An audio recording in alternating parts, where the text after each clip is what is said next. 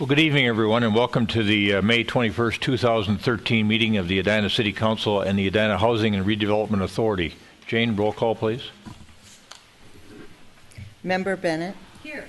Member Brendel. Here. Member Sprague. Here. Member Swenson. Here. Mayor Hovland. Here. Next on the agenda is approval of the form of meeting agenda. Is there a motion? So moved. Second. Got a motion and a second to approve the form of meeting agenda that's been distributed. Discussion. All those in favor say aye. Aye. Opposed say nay. Carried. Next is the consent agenda. We've got several items there. Is there anyone that wishes to remove an item from the consent agenda? Member Bennett. Yes, Your Honor. I'd like to remove item 4C and item 4F, please. All right. With the exception of 4C and F, is there anyone else that wants to? Second. Oh, sorry. Okay. All right. Good. Anyone else want to remove an item from the consent agenda? With the exception of 4C and F, is there a motion to approve the balance of the consent agenda? I moved it. All right. Member Sprague seconded. Second. Discussion. All those in favor say aye. Aye. Aye. Opposed say nay. Carried. And then we will go to 4C, which is the access agreement regarding 6137 Brookview Avenue. Member Bennett. Yes, thank you. I had some correspondence from residents on this, and if Director Cottry can explain what that access agreement will be used for, then I can ask whether what I was corresponded about is included or not. Thank you.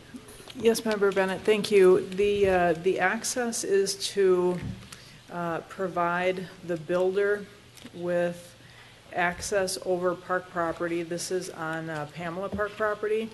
There is a tear down and rebuild that's going to be occurring on that property, and the builder is looking for access to access the backyard for building materials and for landscaping the backyard. Will there be any damage to or loss of park materials, trees, shrubs, plantings?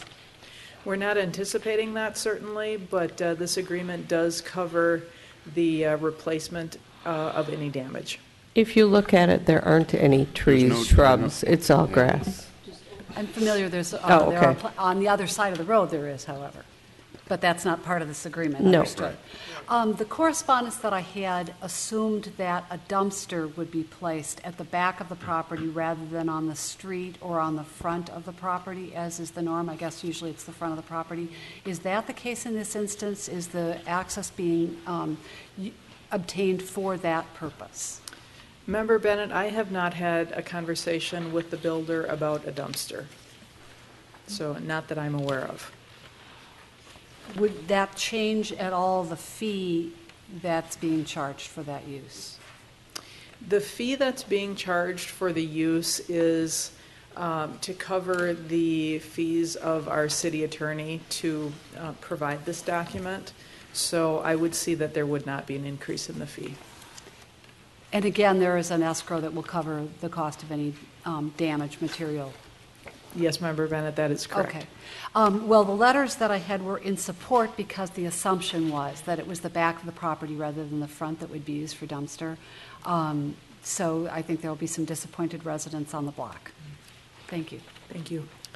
Other questions? Question, is it possible then, as we give permission, to relay that if they could move their dumpster to the back, that we as a city would be in support of that? I'd be more than happy to pass that along, absolutely. Member Bennett, don't you think we could at least make an effort I think that's to a good encourage them? I think that's a good point, Member Swenson. I think that what I would be, a parallel concern or related concern would be whether the park road is constructed in the same manner as the roadway is constructed, so that the, Good point. the truck bringing a dumpster in and removing a dumpster would not result in any damage to that park roadway. That would be a concern. But I certainly would like it, I guess I would like it looked into for the point of, we know that on streets with, on blocks with narrow street frontage for properties, that there can sometimes be a lot of impact when there are other projects going on at the same time. Absolutely. I'd be happy to have that conversation with our engineering department. Great, thank you. Yep. Thank you. You're probably aware, but just for the record, this is our new protocol to handle this kind of thing, and it evolved out of the Lynn and Little situation last year. I would just caution too that despite the fact that it may look better to put the dumpster in the back, the potential damage to the road, that grass road really may be outweighed by the practicality of putting it, moving it off of the concrete street or the asphalt street into the front yard. We don't allow them in the street. They have to be in the front yard, and so this won't be anything unusual, but it will be off the street. So do whatever creates least potential damage to public property is what I would say. Okay. I understand, Mayor Hovland, thank you. All right, and Member Bennett, you want to move this matter? I will move it, thank you. All right, is there a second? Second. All right, we got a motion and a second. Any further discussion? All those in favor say aye. Aye. Aye, opposed say nay. Carried. And then the next matter, Member Bennett, that you wanted to pull was the proposed restriping of Wooddale Avenue. Yeah, thank you, Ron. Do we have the design at our desks? Yes. It was on the desk tonight. Okay. It's right here. Thank you. I have some concern about two things. First of all, some of the features of the design, the specifications of the design, and then also a question regarding what process was engaged in to notify residents that this would be, this change would be coming. So, Yep. Thank you. Actually, if I could have the power of the computer.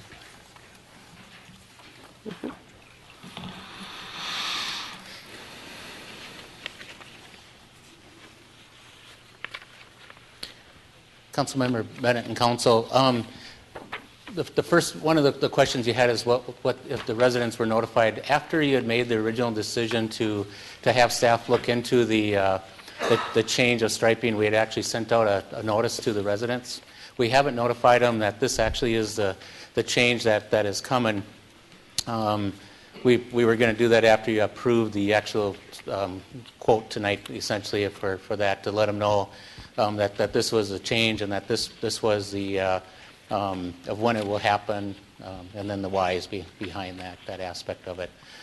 This actually is a pretty simplified plan that we have is that we would do share the road markings on it, and if I could, this is in front of you. Those are real actually small. I apologize for the size of the drawings, but what we were proposing to place, let me back up a little bit, is that we looked at the issue of taking off the existing stripes, because that was an issue last year when we restriped a number of our roads in the city.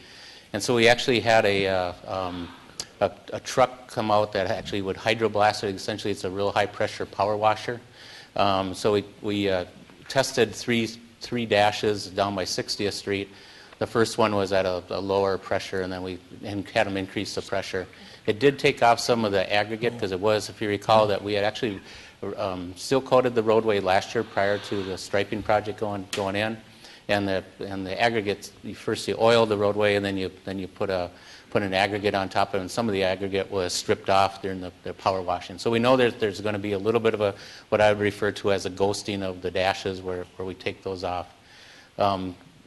From our perspective is that ghosting is a little bit different than the projects that we did last year. Last year we actually were moving lines over, so you had the ghosted lines, and especially when in the evenings or nighttime, when it's raining out, it becomes very confusing on those roadways. In this case, the ghosting would appear where the cyclist should be at, essentially within that 4 or 5 feet along the outer edge of the roadway itself. So we didn't feel that the ghosting is going to be an issue like we had last year.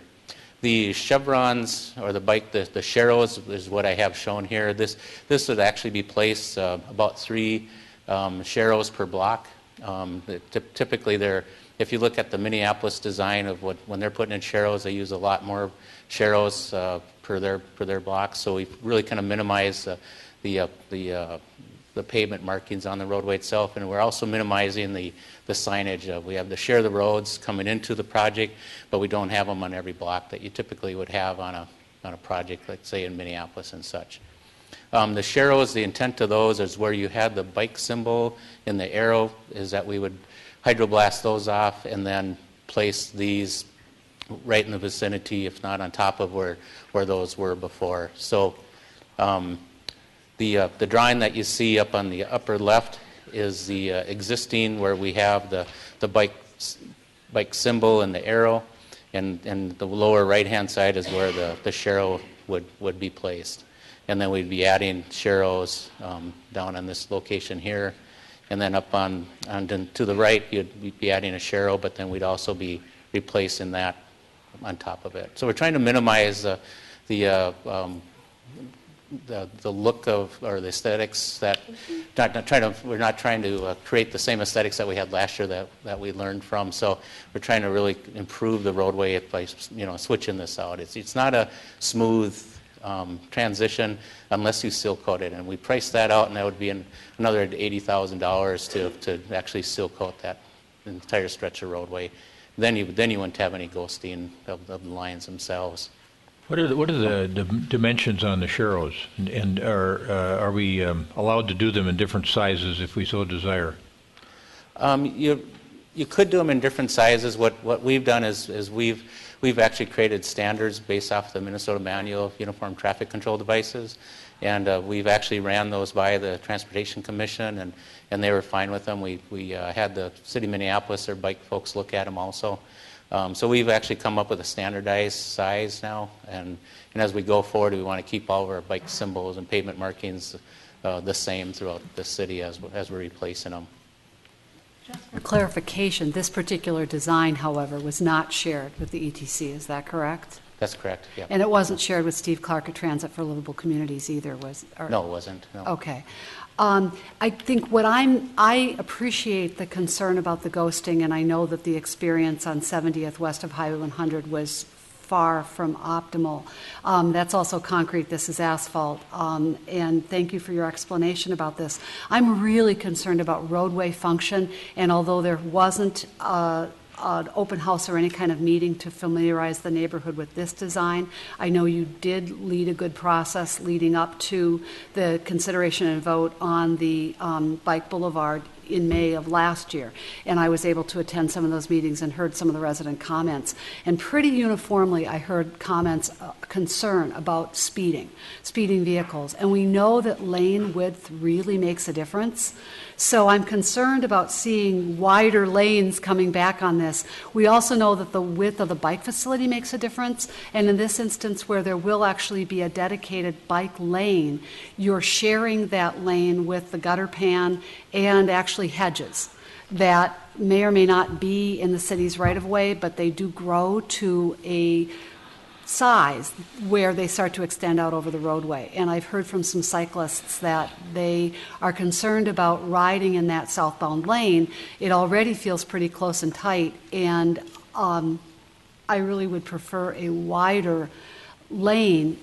Even if there is some ghosting, the ghosting would be within that lane, the southbound lane on the west side of the street. It would enable the cyclist not to necessarily have to ride on that seam between the edge of the asphalt and the concrete gutter pan, and would also enable them to be out from under the hedges, which should help with their sight lines, motorist sight lines, and then also that feeling of dedicated space on the roadway. Can you respond to those concerns, please? Yeah, the reason why the southbound dedicated from 50th to actually Tower now, we were able to gather another block of it, that we went with 5 feet is that's where the dash line is striped today.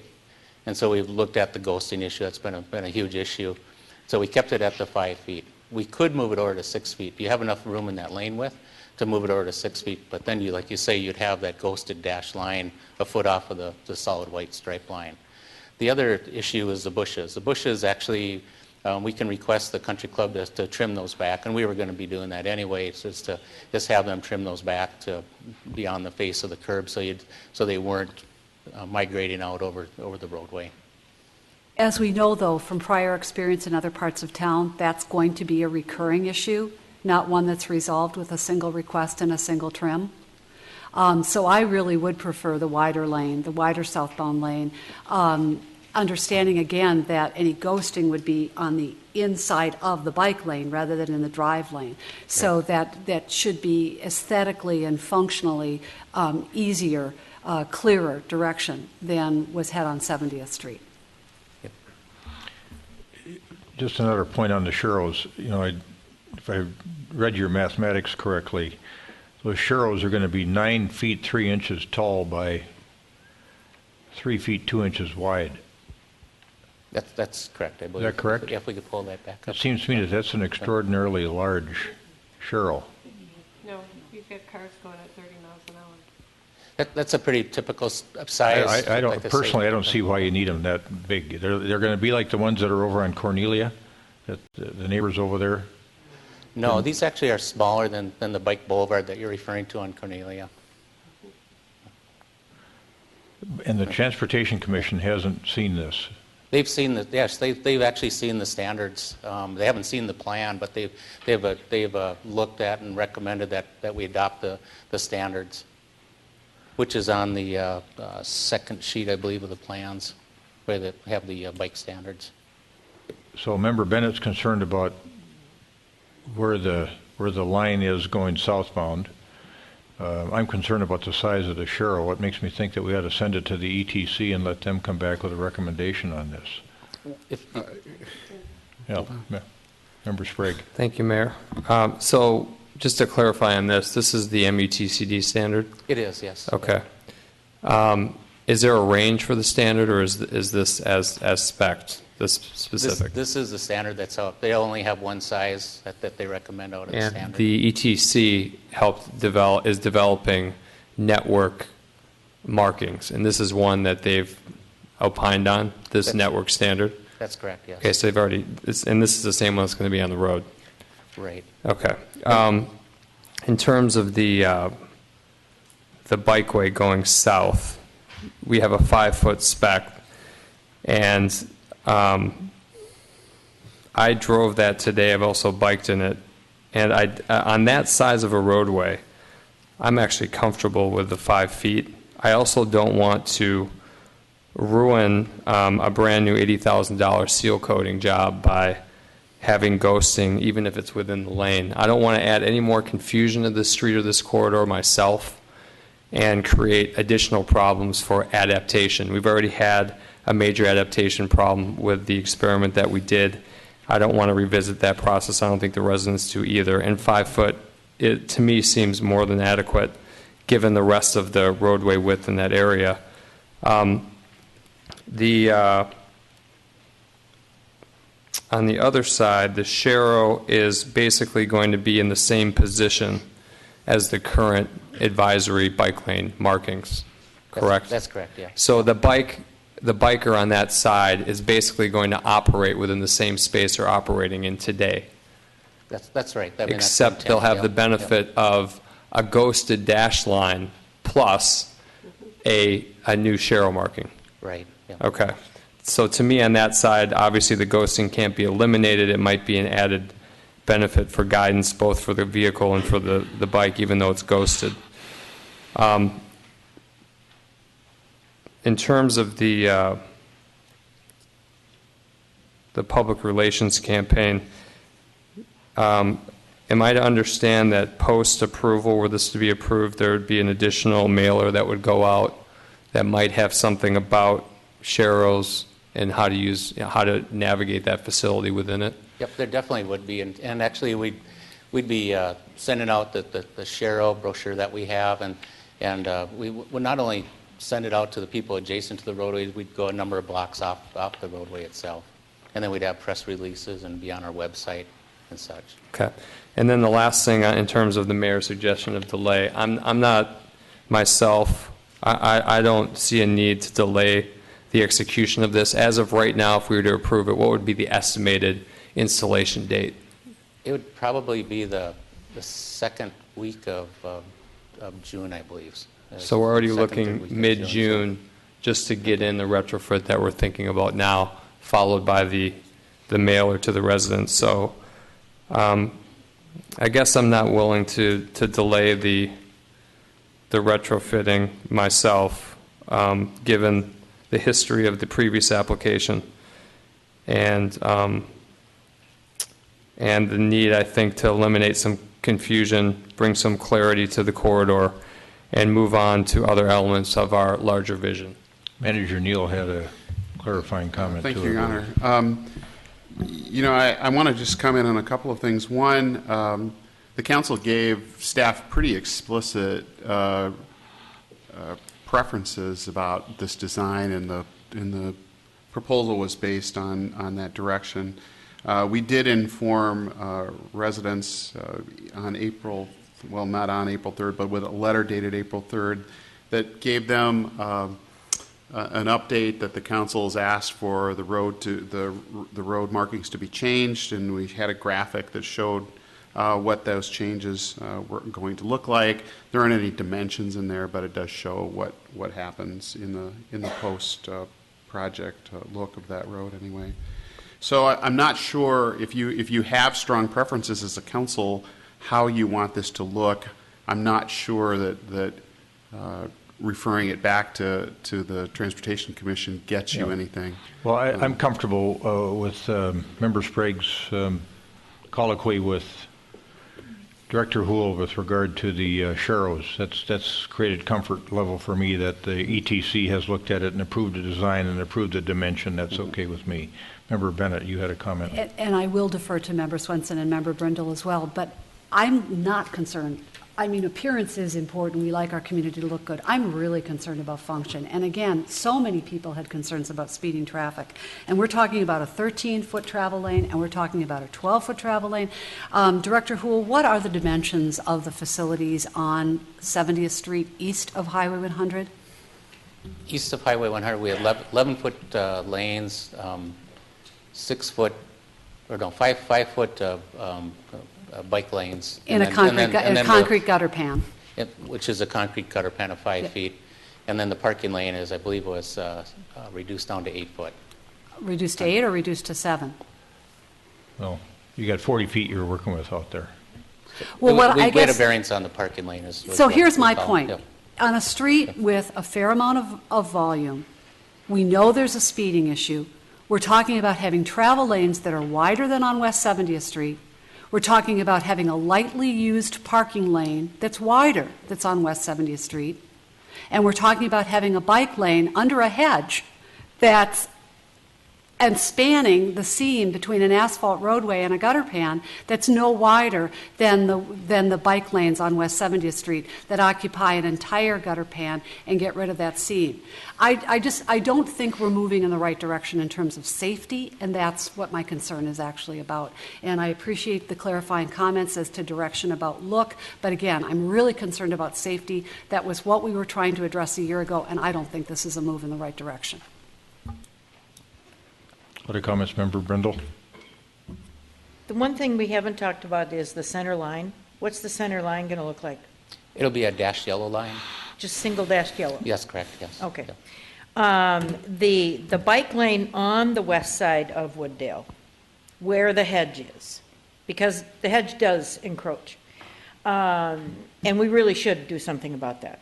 But the bike lane does go from the curb out to out 4 feet or 5 feet, whatever 5 it feet, is. that's right. Yeah. And as a cyclist, I don't like riding on the cement if I don't have to, and the only reason I do is if a car is coming and I have to move over. Otherwise, I want to be on the pavement. So if we've got a little room, like an extra foot, I guess I'd appreciate it if we could just nudge that out a little bit. And it's only something that I thought of this evening while we were talking about this. Because if we've got the room to do it, it'd be nice to stay off that cement part of the gutter. Because it's full of sticks and it's full of things that kids don't want to bike on and I don't want to bike on. So I think it's safer to be on the pavement where the markings are, and if that's possible to do, then that's great. It's like I said, it's not something I thought of before tonight, but it would be my recommendation if it's possible. Member Swenson? This is my neighborhood. This is the street I bike in. I'm comfortable with your plan, and I would support passing it tonight. Other comments? Member Sprague, any further follow-up? I'd like to move the matter. All right. Got a motion and a second with regard to the proposed plan. Incidentally, I like the ghosting idea versus the grinding, too. I think that'll make an aesthetic difference. Further discussion? All those in favor say aye. Aye. Opposed, say nay. Nay. Carried.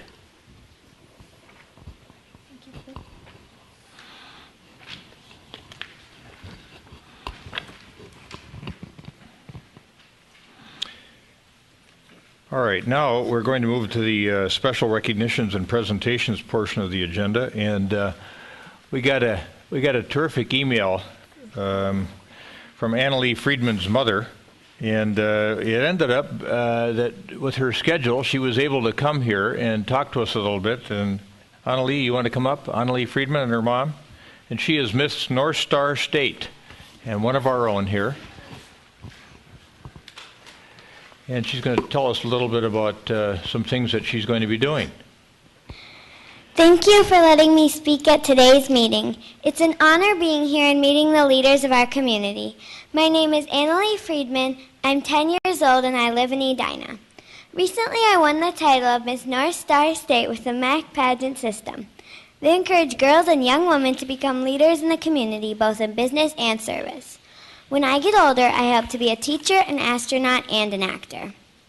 My platform at this time is to help people learn to read and make sure no one is hungry.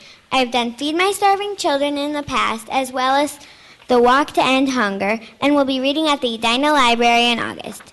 Since becoming Miss North Star State, I have participated in the March of Dimes Walk for Babies and the flag ceremony at the Festival of Nations. I am hoping to participate in more community events. I will be representing Minnesota in the national pageant this fall and was hoping to gain support from the community. I'm looking for sponsors and people to advertise in the national pageant book, which will be distributed nationally. I want to make you all proud of this Edina, Minnesota representative. Thank you. All right, Annalee. Questions for Annalee? Do you want to No, take a photo at City Hall while you're here? All right, with all these folks here watching? All right. We wish you our best. Congratulations.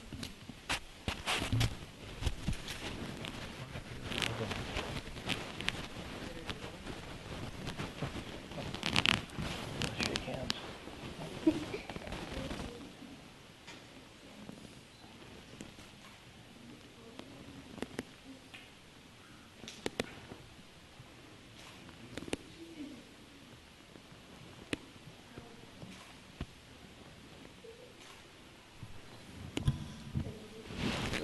Mayor, she's showing you up with that pageant smile.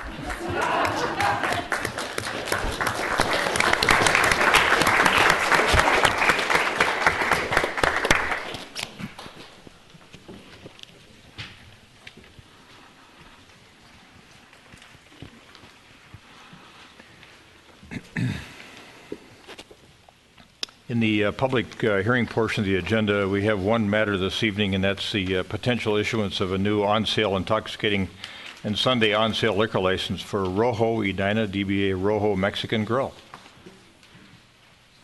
And Deb Mangan would usually be handling this, but she's not here with us this evening. Jane, are you going to handle this matter?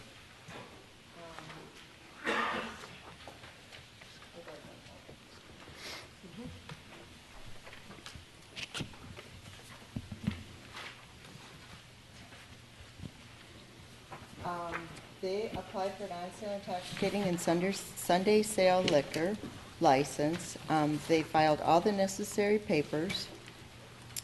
We reviewed everything. The health department is satisfied, the planning department is satisfied, and the police department is satisfied and in their investigation. Good. Anyone have any questions?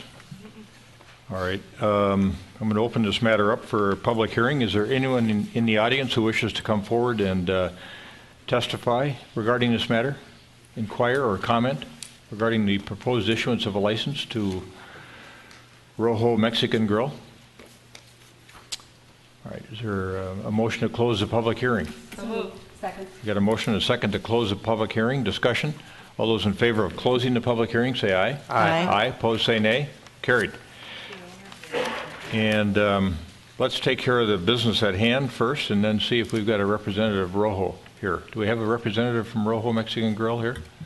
All right, good. We're going to have you come up in just a second. You can tell us about the new business. And I I think you're down in the West End now, so we'd welcome you to Edina. Was there a motion on this matter? So moved. Second. Got a motion and a second to authorize the issuance of an on-sale intoxicating and Sunday on-sale liquor license to Rojo Edina, DBA Rojo Mexican Grill in the Southdale Center. Further discussion? All those in favor say aye. Aye. Aye. Opposed say nay. Carried. All right, folks, come on up and take one of those side podiums and tell us a little bit about the restaurant and where you're going to be located. Well, members, thank you.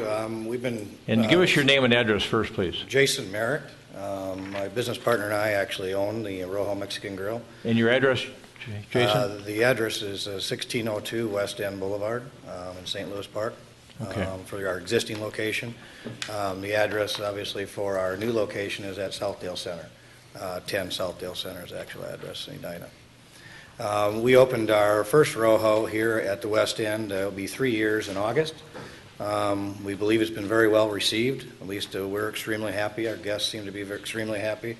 Prior to opening at the West End, our actual first goal was to get a location in Edina. And it took us 3 years to get the right location. So we're extremely excited about opening this restaurant.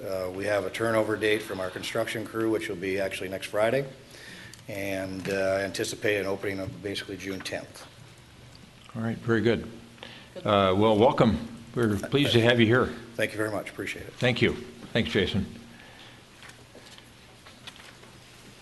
Now we're going to move to the community comment portion of the agenda. Is there anyone in the audience that wishes to address an item with the council tonight that isn't on the city council's agenda? All right, seeing no one coming forward, we'll move to the reports and recommendations portion of the agenda. The first matter there is a request for additional funding for the Veterans Memorial. And Kristen Arsvold from our staff has this matter.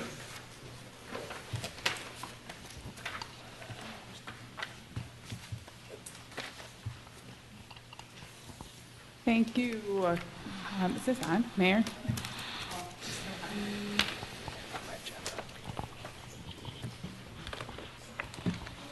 Yeah? All right, we're on.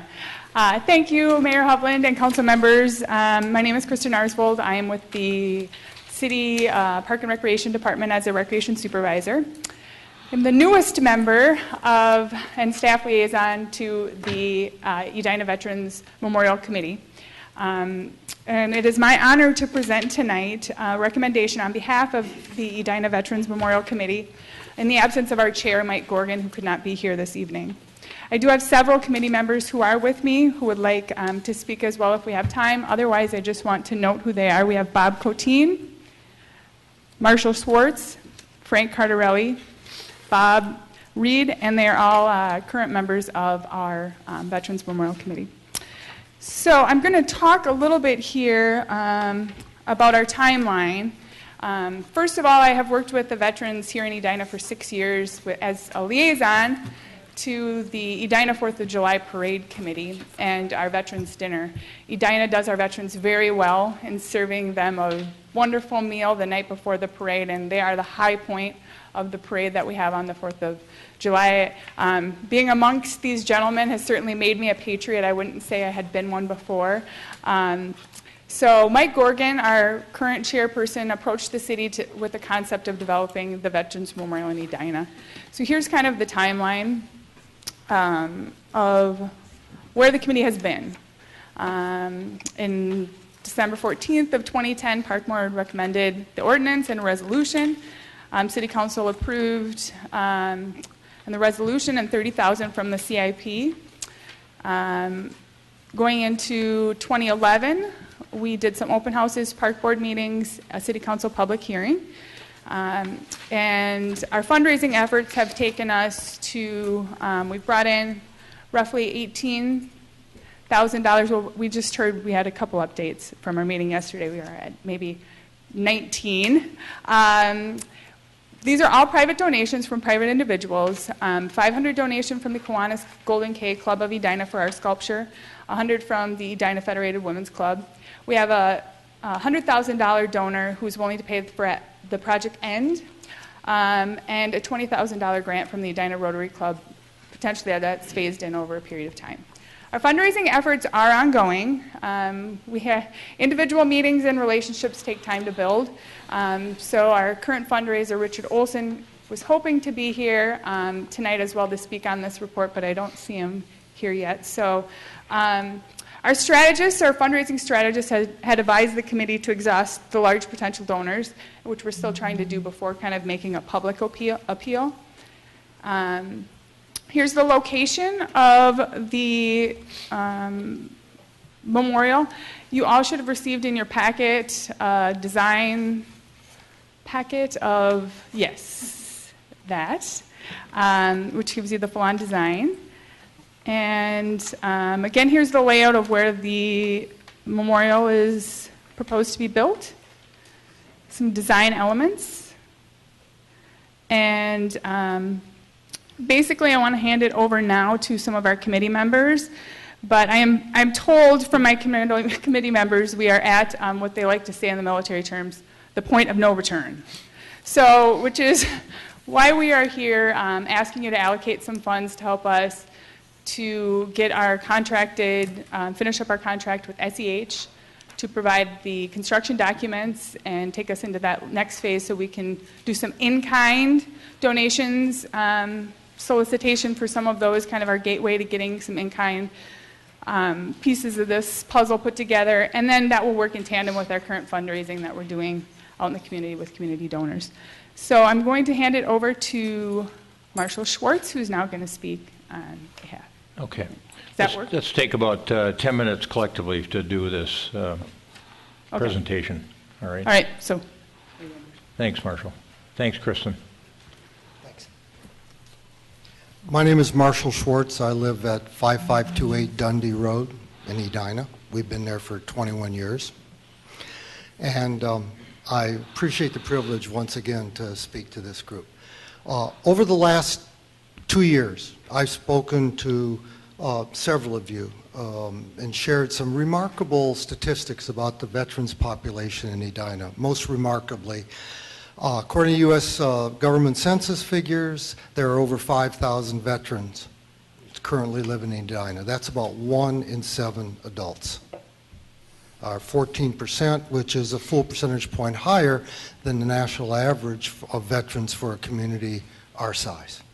The second number that I've shared with you is that 8 out of 10 households in Edina today have either a veteran or someone who's only one step removed from a veteran.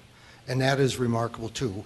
What is additionally is interesting is where those numbers come from and the process that went with them. Basically, I stood with my clipboard in front of Jerry's and Lund's and Byerly's, and then I walked the streets of Edina, the neighborhoods, and I asked people 3 questions. Are you from Edina? Are you a veteran?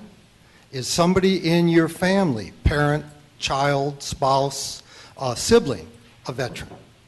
And the responses I got speak for themselves. 8 out of 10 households have somebody who's a veteran or one person removed. What I've not shared with any of you, or anybody else for that matter, is the process that led to this. And that was equally as interesting. That's what I'd like to briefly discuss here.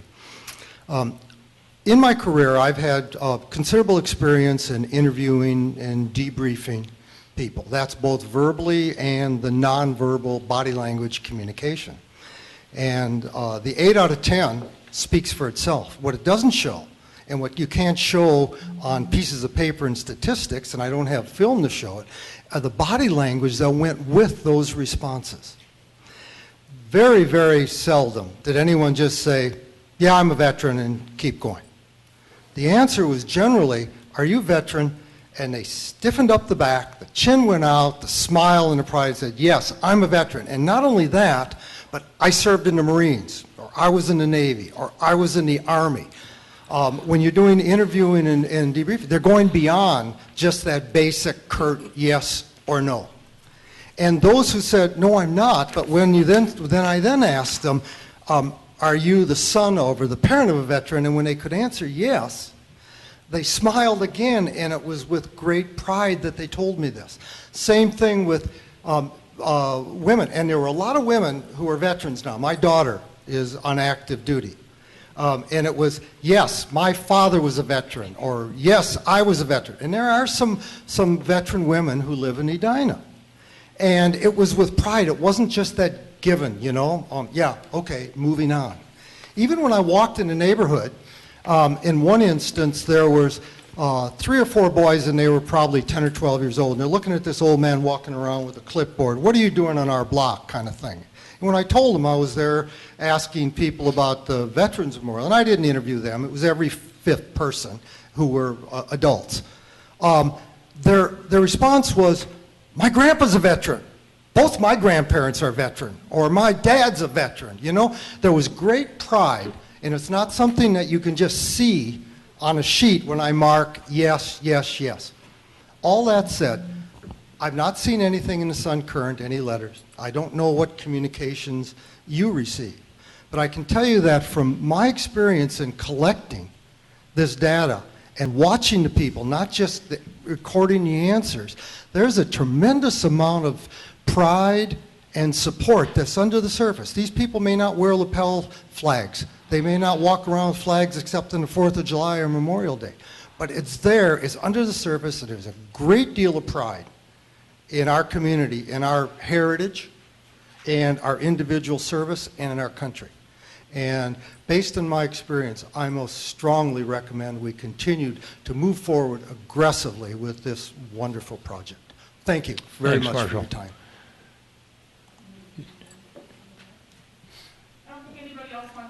All right, well, does someone want to talk a little bit more, in a little bit more detail about why they think they need this additional funding? Bob, want to handle that?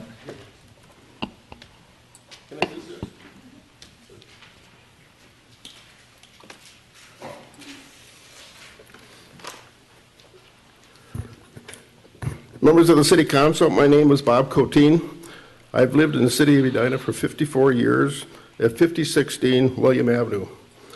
I have worked for the city as a park director and retired in 1994.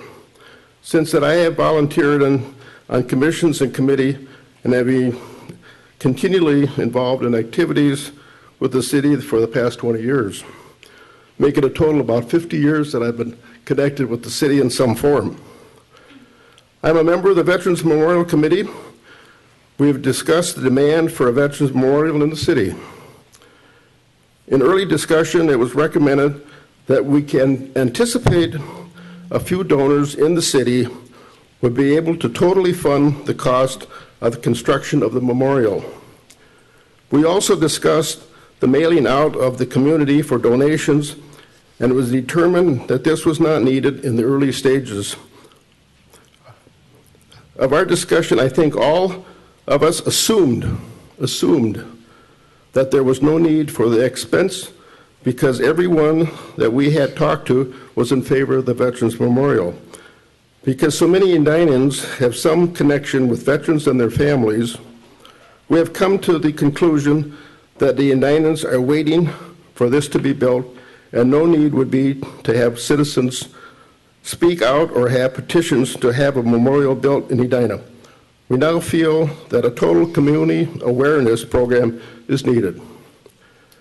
In discussion with possible donors, it was found that many of them would donate in-kind services if they have the specifications to see exactly what they could donate for their in-kind services. So this is why we are coming this evening to ask for an additional funding from the city to fund the writing of the specifications, so in turn we can give these to the in-kind contractors to see what their donations to the project could be. I still think the citizens of Edina assume that the memorial will be built.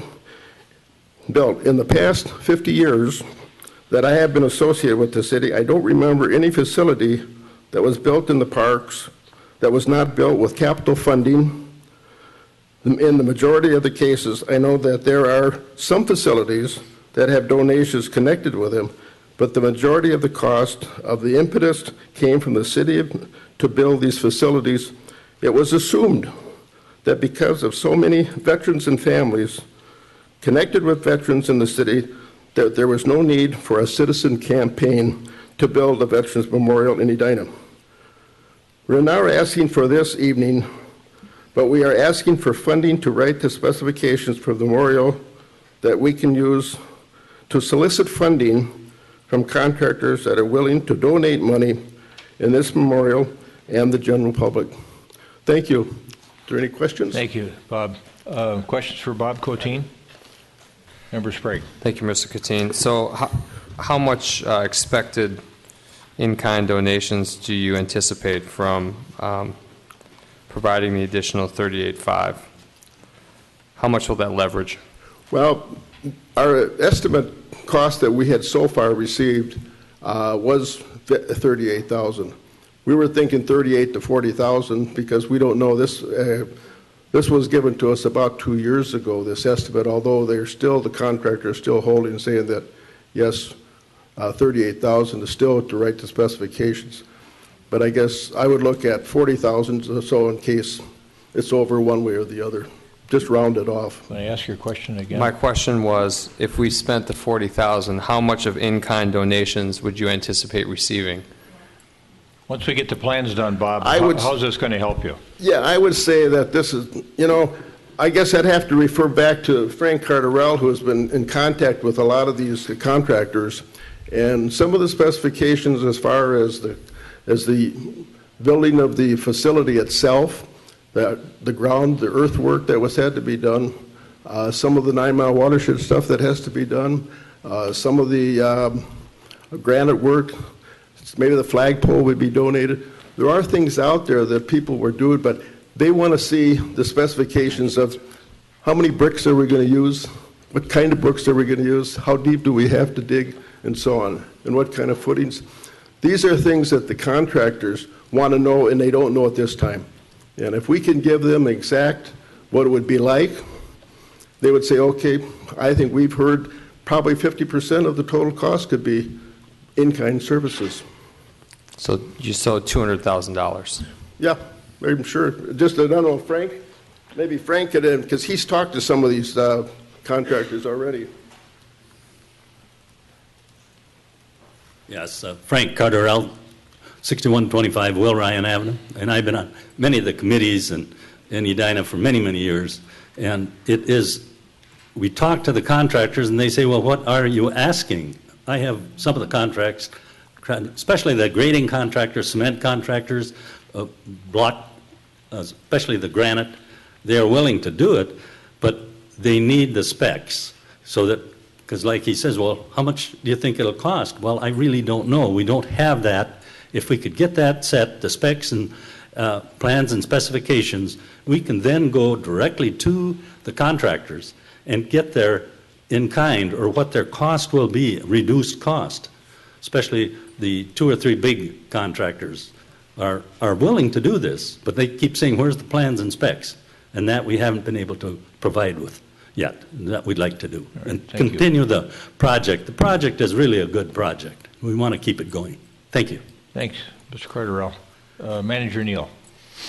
Yeah, I think that Mr. Coteen was really kind of hit the mark at the end of his comments that oftentimes when you have a project like this, you get a lot of interest from small vendors who want to contribute to it, but they don't know how to gauge their contribution because they don't know how much work or how much investment it's going to take on their parts. And if they had engineered drawings or shop drawings or something that had a little bit more precision to it, they could gauge whether that potential gift is in their budget to do or not. So it provides that kind of advantage to you when you're out soliciting in-kind gifts from the construction industry.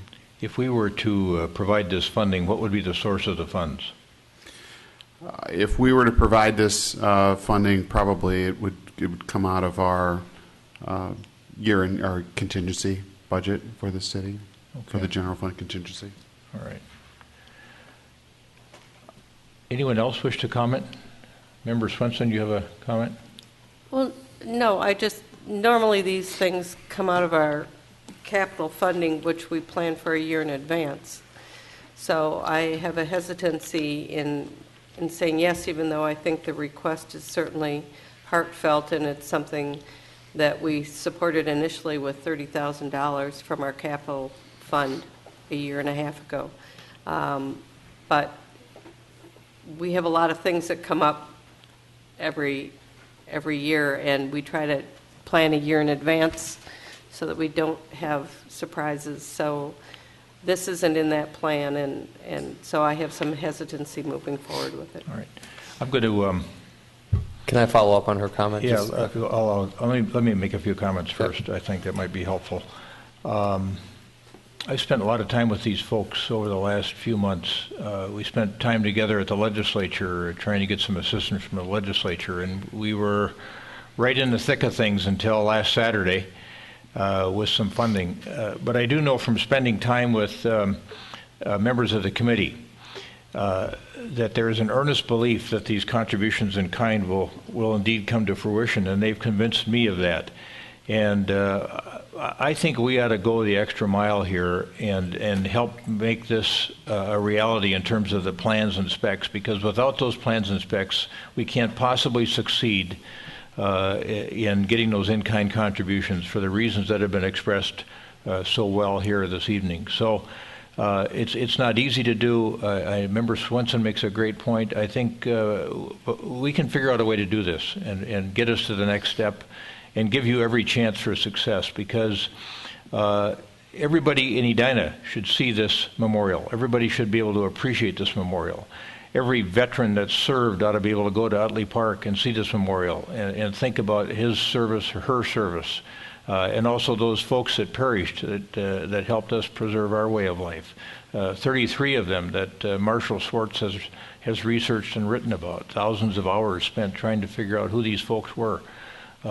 This would be a very, very worthwhile memorial for us to have in our town. We don't have many, and to honor those that have gone before and served us so well in the past, some of whom have perished serving us and protecting our way of life, some of whom are serving us right now, I think we should step up and try to make this a reality. And I think this is something that these folks who are so independent-minded have. It's hard for them to come forward and ask us to do this, but I think we should do it. I think we should do it. Member Sprague.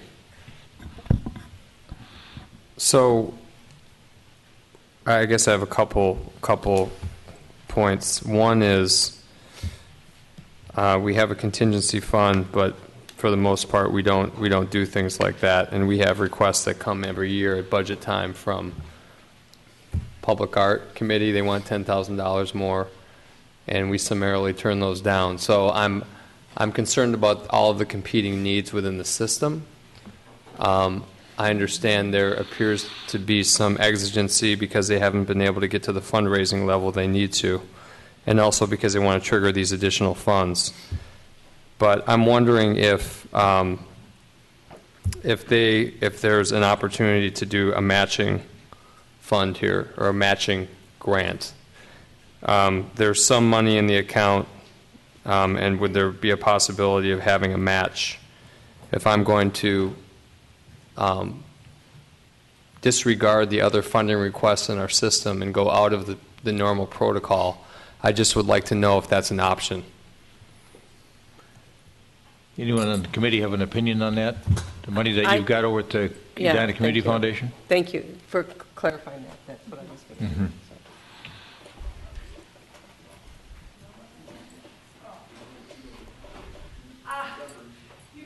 To tell you the truth, I would have to talk with the committee together and see if we could use those funds that are in there for a match. I wouldn't think that, I would be of the opinion that our committee would be willing to leverage the funding that we currently have, that $18,000, to match what you would be willing to give, but without, I guess I'm not sure exactly, without having some input of our chair and other folks, what to say in regards to that. And that's not to disparage the purpose, but we're in a different, we have a more complicated funding system than that, and there's always equity issue raised by other groups throughout our budget cycle, so I want to be attentive to that as well. I'm sorry. All right, go ahead, and I've got another idea. Okay. Member Bennett, and then Member Brindle. I appreciate the problem solving that's being attempted here. And just looking back, I think it's my recollection that the original idea came from outside the community, and we supported it, and it was brought to us at the close of a CIP process, but we made room in the CIP for it, and then asked the park board for their review, and the park board's recommendation was that that $30,000 that we gave not be expanded upon, but rather that the committee be charged with, because the idea, again, had originated outside the community, understanding the value of the service and the importance that people place on it, it was felt that if there was a desire in the community to embody the recognition and support in a physical form of a monument, that the size and scale and scope of that monument would be dictated or guided in part by the success in fundraising in the community. What people want, they will pay for. And so that was, I think, the underpinning of this body's work, and also, I think, of the park board's work. And we tried to assist the fundraising efforts even by giving the Edina Community Foundation a waiver of their rent for a year in compensation for their work with the body. And understanding that now has been a couple of years ago, and I've been reading the minutes every month. Thank you, and it's obvious that people have put a lot of time and effort into this. But this wasn't a request that we originally contemplated. We do have a process that we follow. We have needs every year that we send into another year, infrastructure in the community that doesn't get built because something else has to get built that's rising to another priority. And so I share my colleague's concern. I have a willingness to embrace it within our normal process.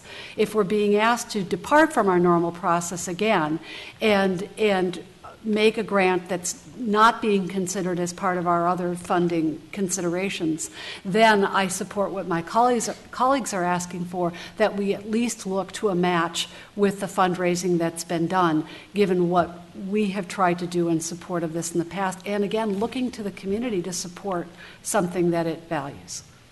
Thank you. Member Brindle. You know, I've been looking at, well, I look at all the minutes that we get, and the last, really, the last real action that I see is 2 years ago with the contract with SEH. And we're now 2 years later in 2013, and this project hasn't moved forward. And it's not for a lack of coming here and requesting funds. I have to think it's really, and I'm going to have to be very blunt because I don't know how else to say it, but it's really a committee that has a lack of strategic direction. And if I were to say yes, and we will find, whether it's in the contingency fund or wherever we're going to get it, we will support this, it would have to be knowing that there is the structure within the committee to say, all right, and here's the direction we're going to go, here's the timeline, here's the plan, here is, and how each step along the way is going to move the project forward. I can't tell you the number of committees I've been on and am on too many currently. But the forward motion is what keeps a project vibrant and relevant. And that's what this project is struggling with right now. It's not that it isn't relevant, it is that it's lacking direction. And I would agree with that to an extent. When we had John Caprios, who was the former park board or park and recreation director, was involved with the committee and got sick, had some health issues, and then left the committee. We've kind of been in a rebuilding period of time here as we're learning really what do we need to get done? How are we going to get that done? And what keeps coming back in the committee meetings that I attend is if we had these plans, if we had these plans, then I can go to Kraus Anderson, I hear. If we had these plans, I can go to my flagpole individual and talk to them one-to-one as a veteran and say, I'm a veteran in Edina, we need your support. I can go to local businesses and say, we've leveraged this much in kind, we need your dollars too to help us. And I think that really, as I said, they've told me that the terminology is the point of no return, and that is where we're at here in terms of really hoping that we can get that moving forward again. And then we feel like the key to that is the plans. Well, so, and if your process being that we need to come back and go through what your process is, I think the plan starts with the committee. I really think the plan starts with the committee, because the committee is what is going to have to take that plan and move forward with it. I don't know that $38,500 from today to however far that takes us. I can't tell you that I have confidence that this committee is going to be able to take that forward. So, and I think that's the challenge I have to put to that committee, is to make it work.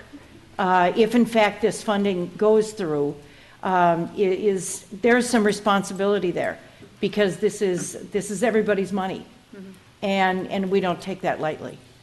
Member Springs, that we've discussed is have a campaign going in the community. We have never done that yet in this committee. We've always thought that we assumed, which I had mentioned in my little speech, that the citizens wanted this, and we didn't have to go to the citizens to get a petition, to get people to sign this. We've talked about this at our 4th of July celebration with the veterans, that we might at that time circulate a petition to the people that live in the city, as well as to send out letters to everybody in the city and ask them for their support for this memorial. Because I think we've assumed that everybody that we've talked to, like Marsh has talked about, they all want it. But nobody is there willing to come forward and talk to each one of you and say, hey, when are you going to give us some money to finish this project? And we're not getting anything. And they just assume that, how could anybody in the council turn this down? I mean, it's a veteran. Everybody in the city, the 46,000 people, really want this project. And Manager the project Neal, isn't for just 32 people. Looking at the Eden Prairie Veterans Park, where did that funding come from? There were a couple of large donors. There was also a significant contribution from the state. There was a $100,000 bonding bill appropriation that came to that project.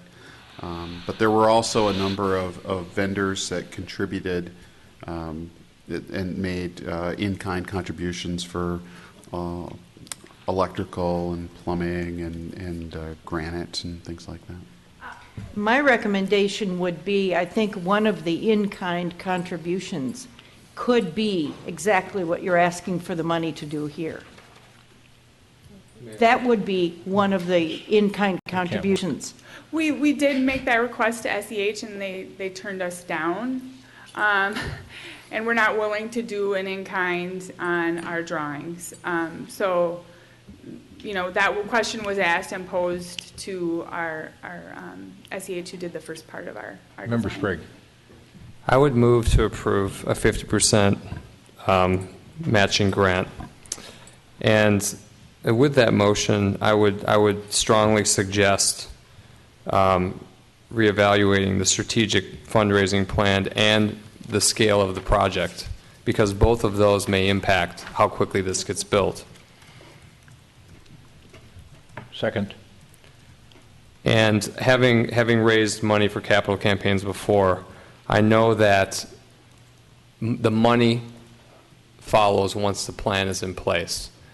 So I understand the strategic imperative of getting something more on paper in front of your in-kind donors, as well as out to the greater donor base and with a new strategy, and hopefully you can get the matching funds to make this happen, then let's try to get it accomplished. All right, we got a motion and we have a second. Any further discussion on this as a matching grant, which means you're going to have to go into your Edina Community Foundation funding? And let me specify on that amendment not to exceed $19,250. So tell me again then, what is the trigger? What's the trigger? What do they need to demonstrate? That the memorial account contribute $19,250, Yeah. and then we'll release our funds on the other side. Okay. All right, so contingent, right. Give us up to 19. Mayor, will you accept that? I will. Okay. Yeah, and I think, I understood your motion to be that we would match any grant from the Edina Community Foundation up to $19,250 to complete this next phase of the design with SEH. That's correct. With the specifications of the design. Correct. We have a design. All right, further discussion? All those in favor say aye. Aye. Aye. Opposed say nay. Abstention? Sorry, I didn't hear you. No, I voted. Did you? Okay, sorry. All right, thank you. All right, thank you, folks.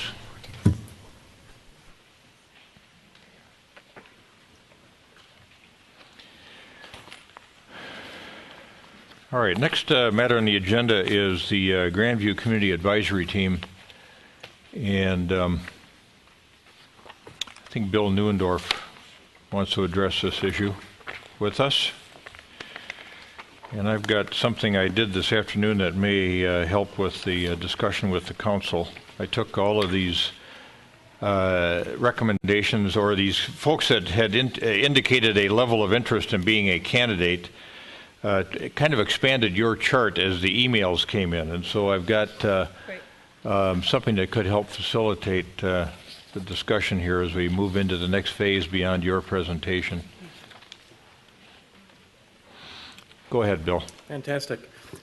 About 1 month ago, the council provided direction that the staff should move forward and create a Grandview Community Advisory Team to help shape our implementation of the Grandview plans.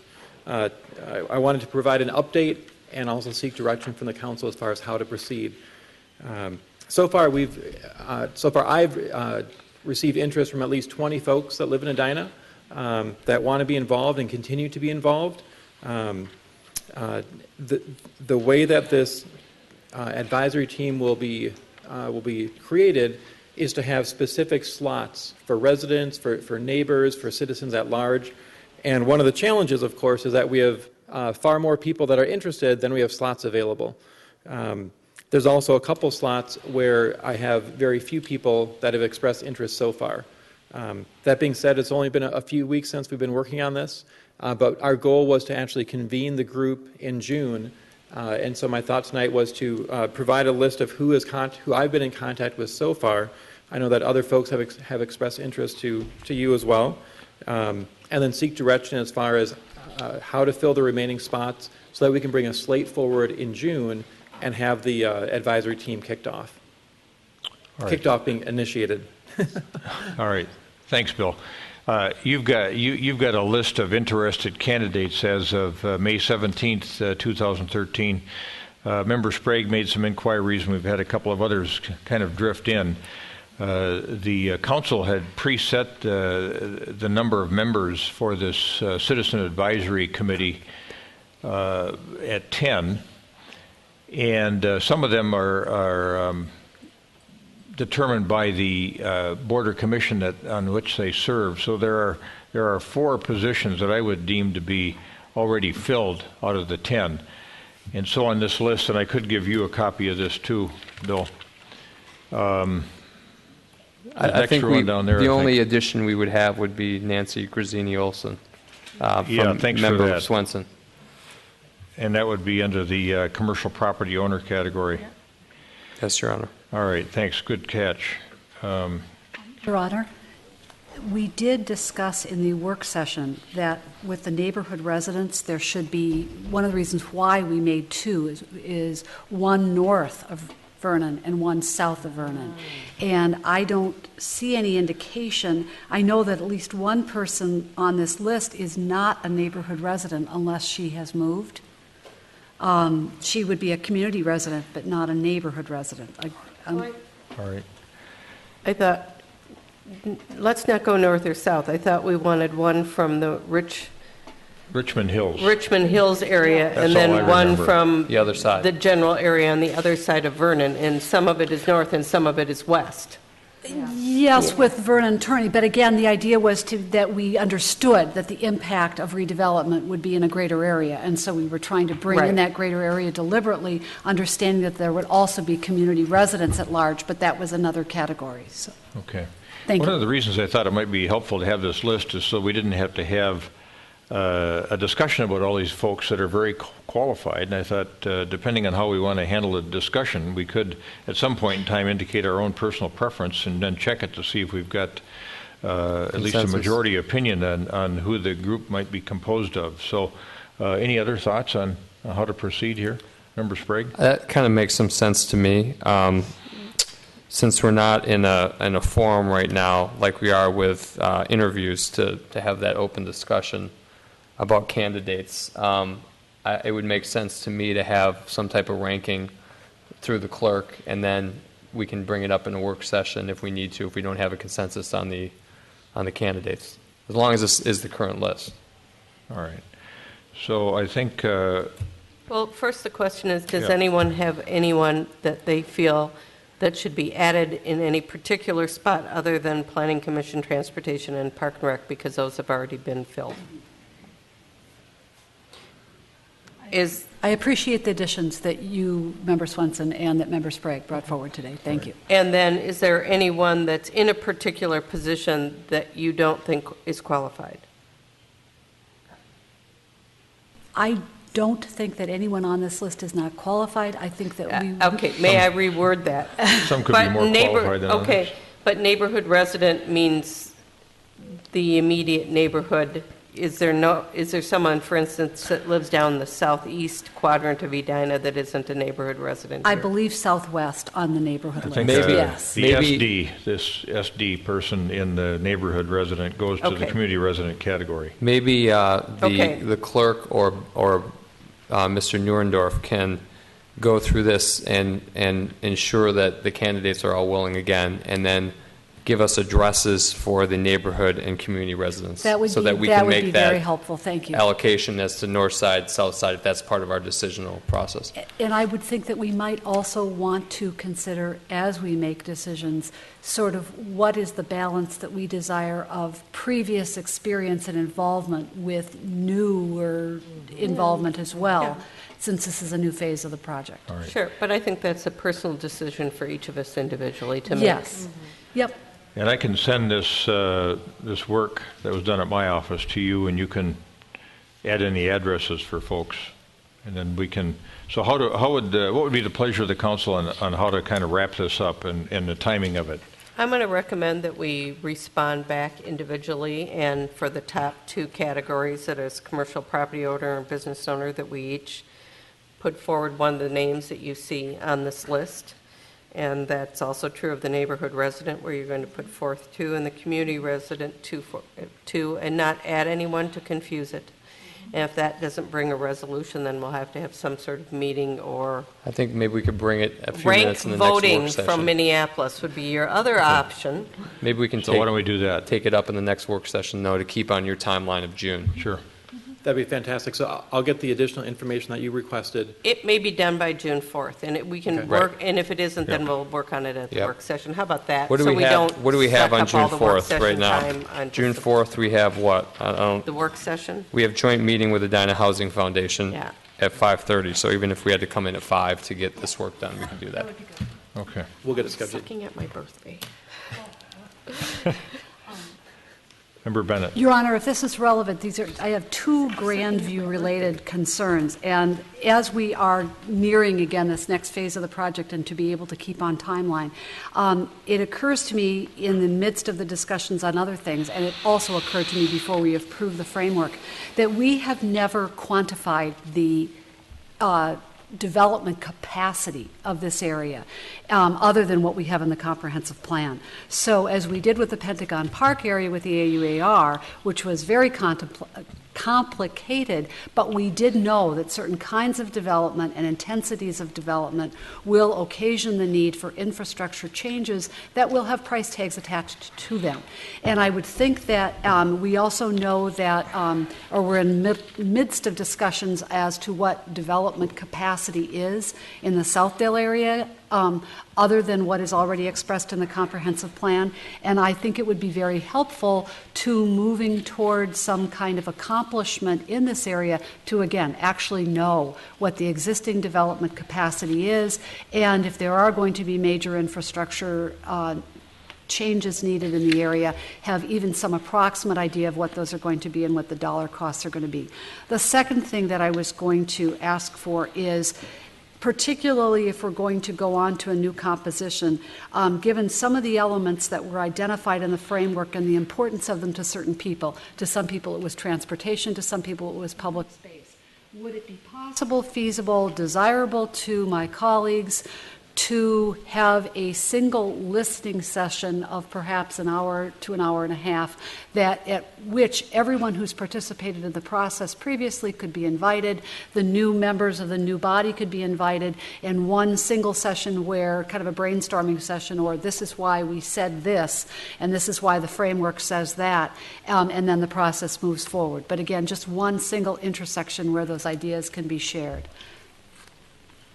I think we should contemplate that. I think it's a good idea.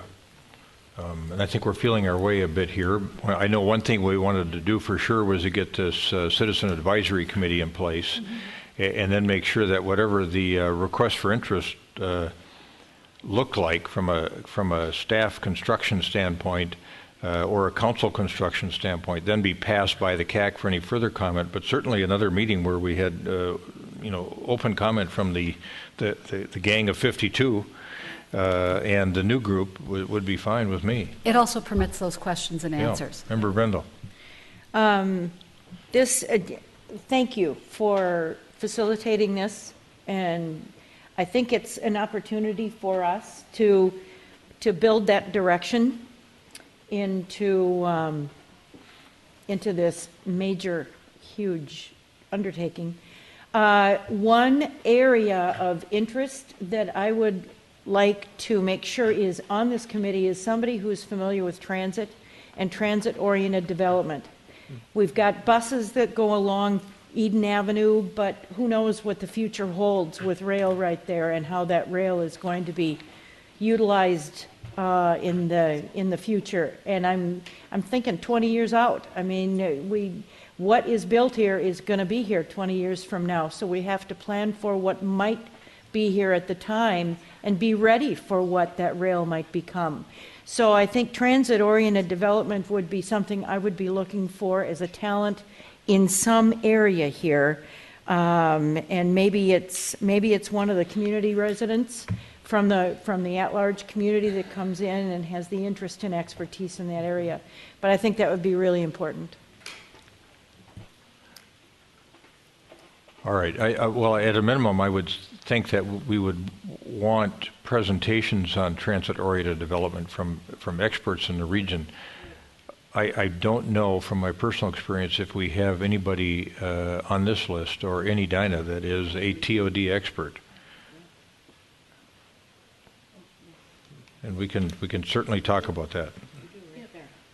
On the final page of the staff report, I started to identify some of the roles and goals of this group, some of the things that they'd actually be doing. The anticipated roles I purposely wrote to be broad. I didn't want to get ahead of the group before they even convened, but certainly identifying the topics that are key and the highest priority is something that the group can work through, whether it be TOD,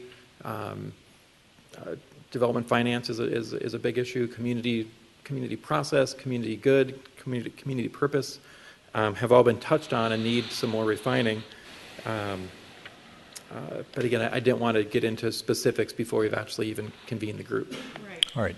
So, Manager Neal, when you were away, we thought that on the 4th of June we could come in a half hour early. at 5 o'clock, if that works for staff, and we could kind of wrap up this, the Citizen Advisory Committee work, and then also talk a little bit about further direction.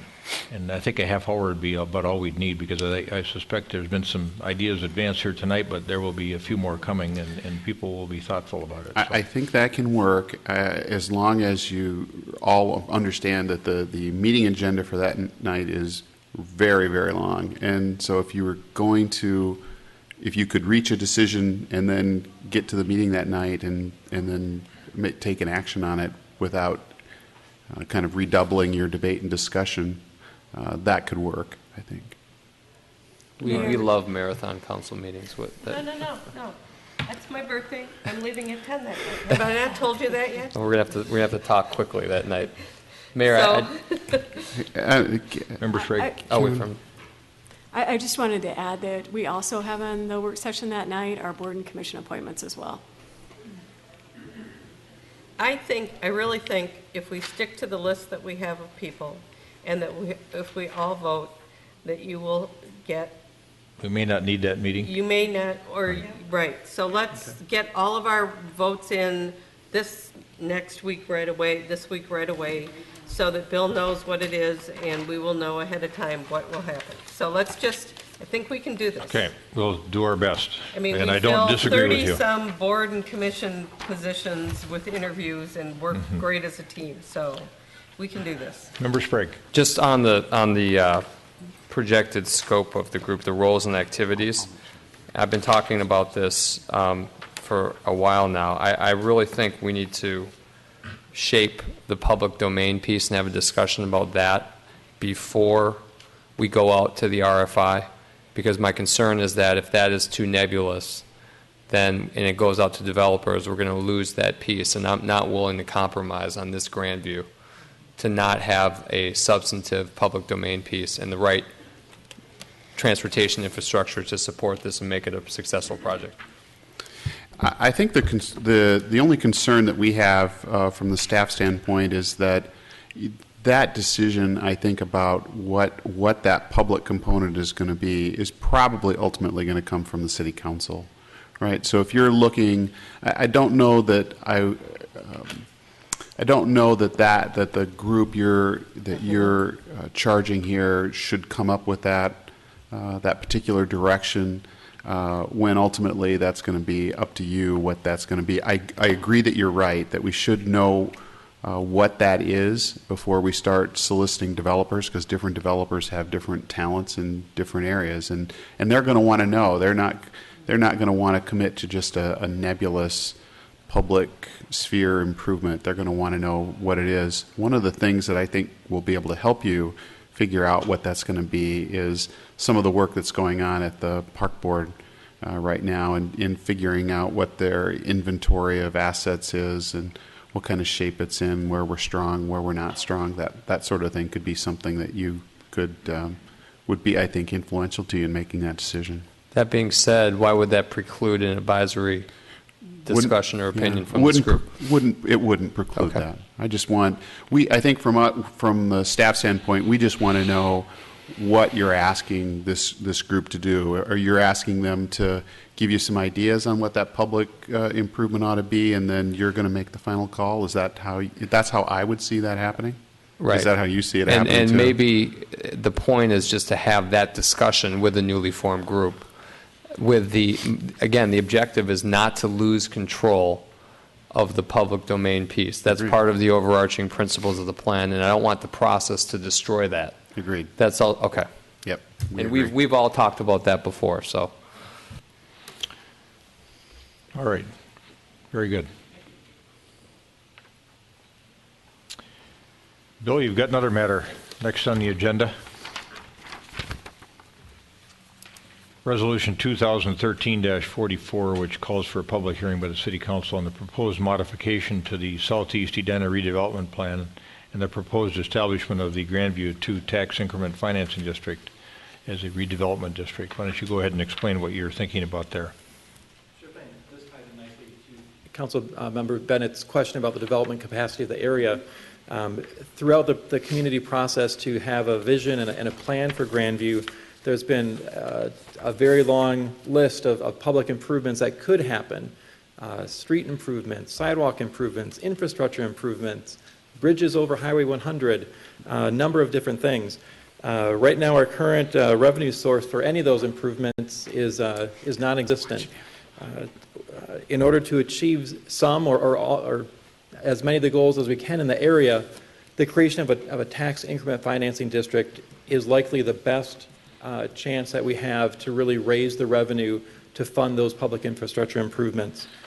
What we're asking tonight is to begin that process. And the first step in a multi-step, multi-month process of creating a tax increment financing district is to schedule a public hearing to give the concept full consideration after a full study. So the resolution tonight is asking to call for a public hearing on July 16th. That would give the city a few months to work with our consultant team to put some ideas together, to look with greater focus on the area, to make a better assessment of which parcels make sense to include, which parcels don't make the cut.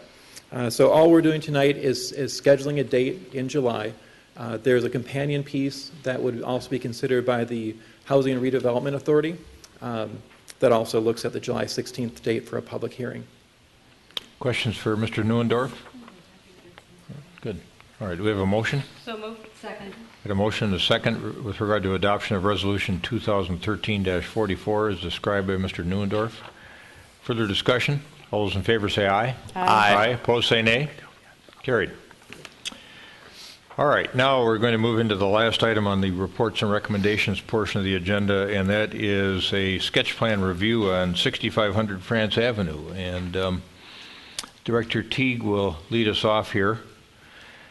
This is a piece of property that we already gave a final development plan approval to, and it's a project that's now coming to us in a different form, and actually a new project, quite interesting. So for folks in the audience, this is typically an endeavor where the council and the proponent of a particular idea get a chance to have a discussion about what that idea is, and the council gets to ask questions.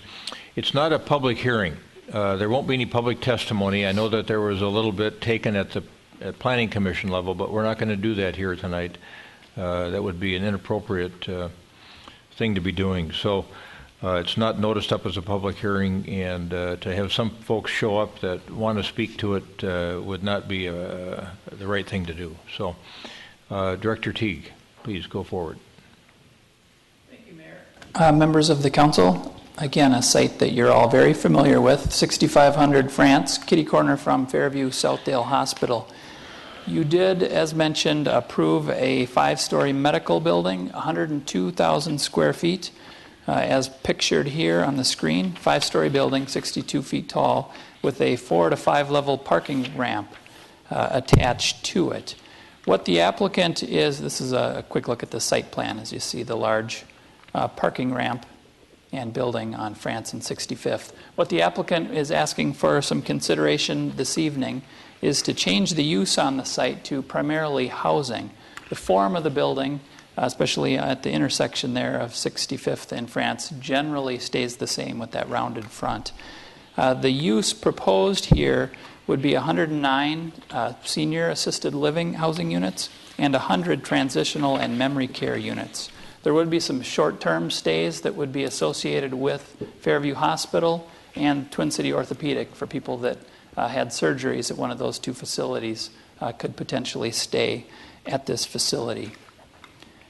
Just to quickly show you a few renderings, and the applicant will go into this in detail. You might notice that the shadow element here, that would be a skyway connection from the building to the parking ramp associated with the hospital to provide that connection to the hospital. This is a look at the site plan.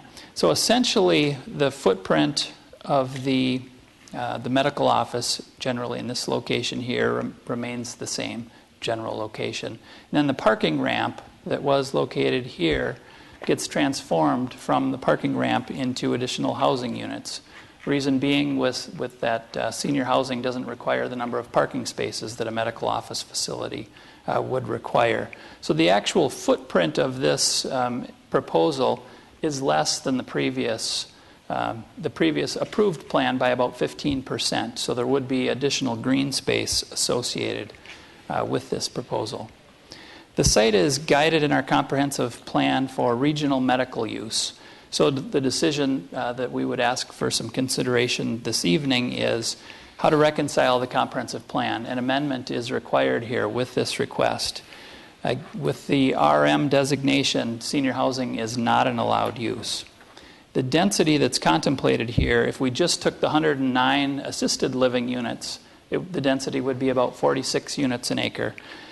If you included the memory care and the skilled nursing, a typical or somewhat similar to the Waters project, the density bumps up to about 80 units an acre.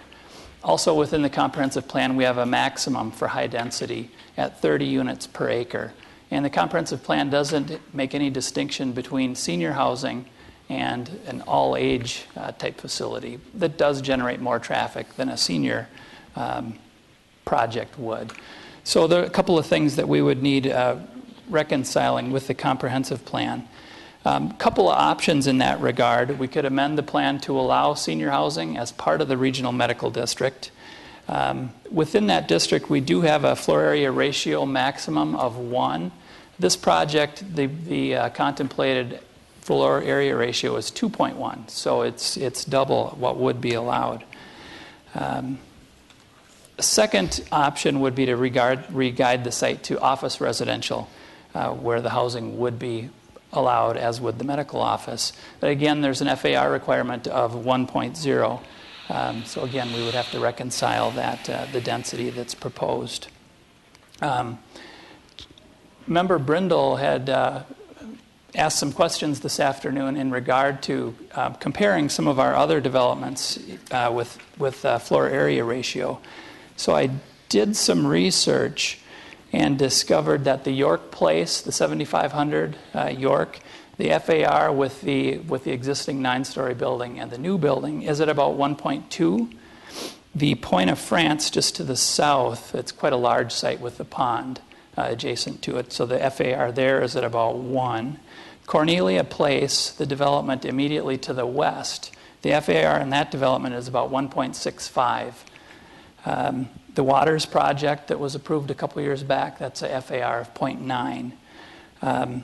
So just to give you a little bit of a comparison, our zoning ordinance typically doesn't have a floor area ratio requirement for high density residential, but we do with our senior zoning districts. We have a maximum of 1.2 that coincides with the York Place project at 1.2. So a little background there. In general, staff believes that this use would be better suited to the site. Again, it ties into the hospital and Twin City Orthopedic to the north. This project would generate less traffic than the approved office on the site. Traffic study would be needed to verify that, but our consultant who did the traffic study previously has given us that general indication that the traffic generated from the proposal would be less. And again, that elevated pedestrian connection, I think, would be important to tie into the regional medical to the north. Planning Commission did review this in a sketch plan form. They did have some concerns over the density as well. They generally like the use that's suggested, and they suggested contemplating requiring some affordable housing units as part of this to help maintain meet some of our established goals with the Metropolitan Council. And again, suggested some sustainability in the building.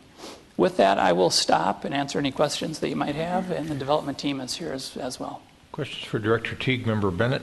Understanding that some of these standards, such as parking, are coming from PSR, or Planned Senior Residential, is it the intention, and this is perhaps a question for the proponents, to limit the transitional care units and the care suites also to seniors only? Ooh, that would be a good question. Yeah, that'd be a good question for the applicant. We haven't talked about that. Okay, thank you. Other questions for Director Teague? Let me ask one, Director Teague.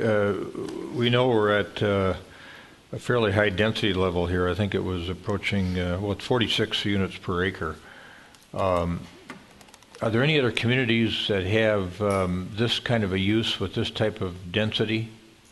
Because you can understand why when you start talking about senior assisted living and transitional care, you could see where a greater level of density would be a more comfortable thing for a council, especially with diminished demand on the transportation system as a result of that kind of housing. Have you found anything that is comparable?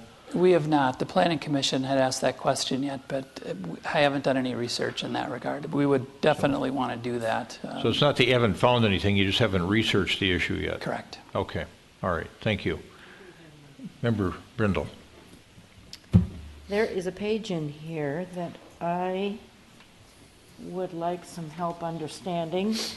It is titled Edina Senior Housing Data, and it basically lists how many assisted living units, how many independent living units, and it totals 209 units in the building. However, if I add all the numbers, I get 213. So there is a discrepancy in here in the numbers, and the discrepancy is in the assisted living. Assisted living is listed as a total of 59, but the numbers that are listed here total 63. So there's a discrepancy somewhere there. Yeah, those lists were generated by the applicant. Again, this is a sketch plan form, so we're not looking at the details. You're not, okay. They're close, right. but the numbers they've indicated to staff is 209. Okay, all right, 209 is the number we go with. Well, again, this is a sketch For plan, tonight. so whether For it's tonight. 209 Okay, or for tonight. 213, it's... Okay, all right, got it. Okay. Anything else for Director Teague at this point in time? Otherwise, we'll bring the folks up here from Mount. Mr. Michaels and Mr. Bernardi is in the audience, and Mr. Farr is here. Folks that we saw in conjunction with the Edina Medical Plaza project. Mr. Michaels, welcome. Let's take about 15 minutes and discuss this matter. Very good. Good evening, Mr. Mayor, members of the council. My name is Steve Michaels of Mount Development, 3600 Minnesota Drive, Edina, Minnesota. It is a pleasure to be before you here this evening again to talk about a new use for the 6500 France Avenue site. During our research of the market, we did discuss the vision of this area with Ebenezer. They recently completed the York Gardens of Edina, and they manage the 7500 York building. Based on their market experience and hospital referrals, there is a need for additional specialized senior care services here in Edina. Our site, the 6500 France property, does offer a special, unique opportunity to do a building adjacent to the hospital. The new facility would be operated by Ebenezer, who is a leader in innovative market design and also cost-effective housing alternatives for this area. So this evening, we'd like to get your comments to the new use and also the different massing of the building.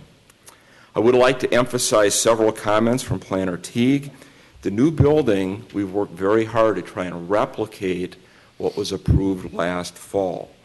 So the structure of the overall exterior design, materials, streetscape features, the height, setbacks, green roof will all be similar to the approved plan. We have had a neighborhood meeting with Point of France. We had about 60 people in attendance. The president and the homeowners association president and I agreed on that specific time last month. We had a spirited discussion.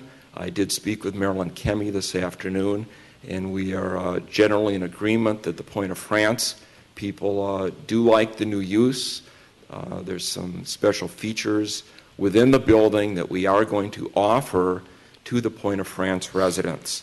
Ebenezer provided them a letter today to allow the Point of France residents to use about 6 areas within the new building, such as the theater, the bistro, beauty salon. There'll be a large community room that's used by Osher Lifelong Learning from the University of Minnesota, and then also the dining room area for a noon lunch or an evening meal. So we think that'll be a real benefit, a tangible benefit to the Pointe-à-France people. This evening we are asking for a tax abatement, pay-as-you-go agreement to fund the new Skyway. When we do make our formal application, we'll include a package and a report of those economics. The new building is based on a need to support the continuum of care concept. Each of the service levels of care will be in the new building. We'll have independent living, assisted living, transitional care, memory care, and then care suites for hospice. There are many benefits to allow the families and the residents to keep their loved ones within the building over time as that residents' needs change. Part of that is knowing the staff and having a consistent environment is always comforting to the resident. So the building size is important to be cost effective as we spread the operational cost of the various services throughout the entire building. There are a number of buildings within the city of Minneapolis that do have buildings of this size. We have photographed 4 of those types of buildings, and Ed Farr will present those to you in a few minutes. I would like to highlight several of the summary sheets that were in your booklet. You have a sheet titled City Benefits of the new project, and we've taken some time to outline 17 of those specific points. 3 of those that we feel are important will be a large number of new jobs brought into the community from this larger building. Certainly the real estate taxes will be substantially higher in the new building, and then certainly more senior housing options. The other sheet talks about city narrative and an update. Aurora has purchased both of the land sites. First building has been taken down, and the second building we anticipate being brought down soon. So with your approval on this new project, Aurora is ready to go ahead and break ground and start the project immediately. The building use summary compares the medical office building to the new senior building. 4 of those statements are highlighted in purple, and probably one of the larger or the more specific ones would be the building mass. We looked at the overall parking ramp and then overlaid our senior housing, and the roof area is about 25% less in our new proposal than the previous office building and parking ramp. We have also outlined the parking. It's kind of curious that the current 2 buildings had 138 surface parking stalls. We're going to actually use 138 underground stalls in the new building. So that site and the circulation is used to having 138 stalls attributed with it. Green initiatives are always important. RJM Construction has outlined 16 specific points that we can actually monitor our green building initiatives either on a quarterly basis or on an annual basis.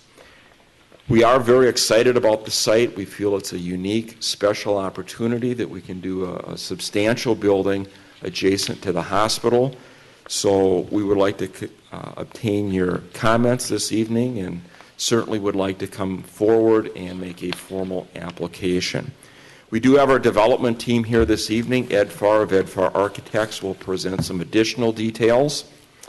Luigi Bernardi of Aurora Investments is here. He will own the building with his company. He can answer any long-term management issues. And then we have Susan Farr of Ebenezer. I'd like to introduce her. She'll come up now. She is no relation to the architect, and she'll present Ebenezer's vision for the site and the special uses and services that she would like to provide for the company. So I'd like to introduce Susan Farr. Let me check first with council members to see if anyone has a question for you, Mr. Michaels. Council members, any questions? Yeah. Member Sprague.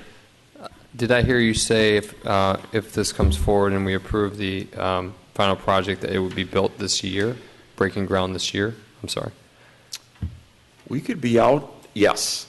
Breaking ground this year, Yes. and then completed by next and ready for occupancy sometime next year. It's a 13-month construction. Okay. Thanks.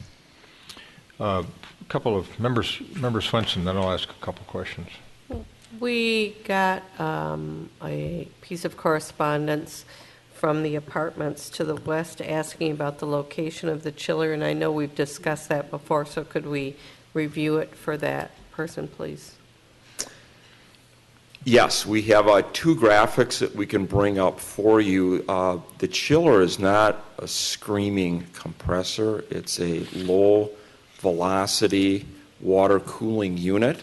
It's located at an elevation of 870, which is about, it's exactly 14 feet lower than the first floor of the apartment. The apartment is at about 884. And we have specific graphics that I have email Planner Teague on that. The grade change is substantial in that area. The chiller will be located down low, and everything else is up almost 2 full stories. And we will meet this. Mr. Teague, how did you feel about the location since we've been through chiller issues previously? Yeah, we did have a discussion with the applicant about that, and they're saying that they've run some sound tests and that everything comes back, that it wouldn't exceed our sound regulations at that lot line. And are you happy with its location then? Well, we haven't thought about it in great detail. Certainly, there will be a lot of screening required along that west lot line. We'll want to see that noise study. We haven't seen it. We've just heard that it meets. So it's on our radar screen. Yes. Ed Farr will outline some more details on the chiller. Okay, let me ask you a couple of questions, Mr. Michaels. We approved that prior project for medical office. It was a beautiful, beautiful project. And now you're reloading with a totally different concept. And so first of all, I'm wondering, how did you decide on this concept?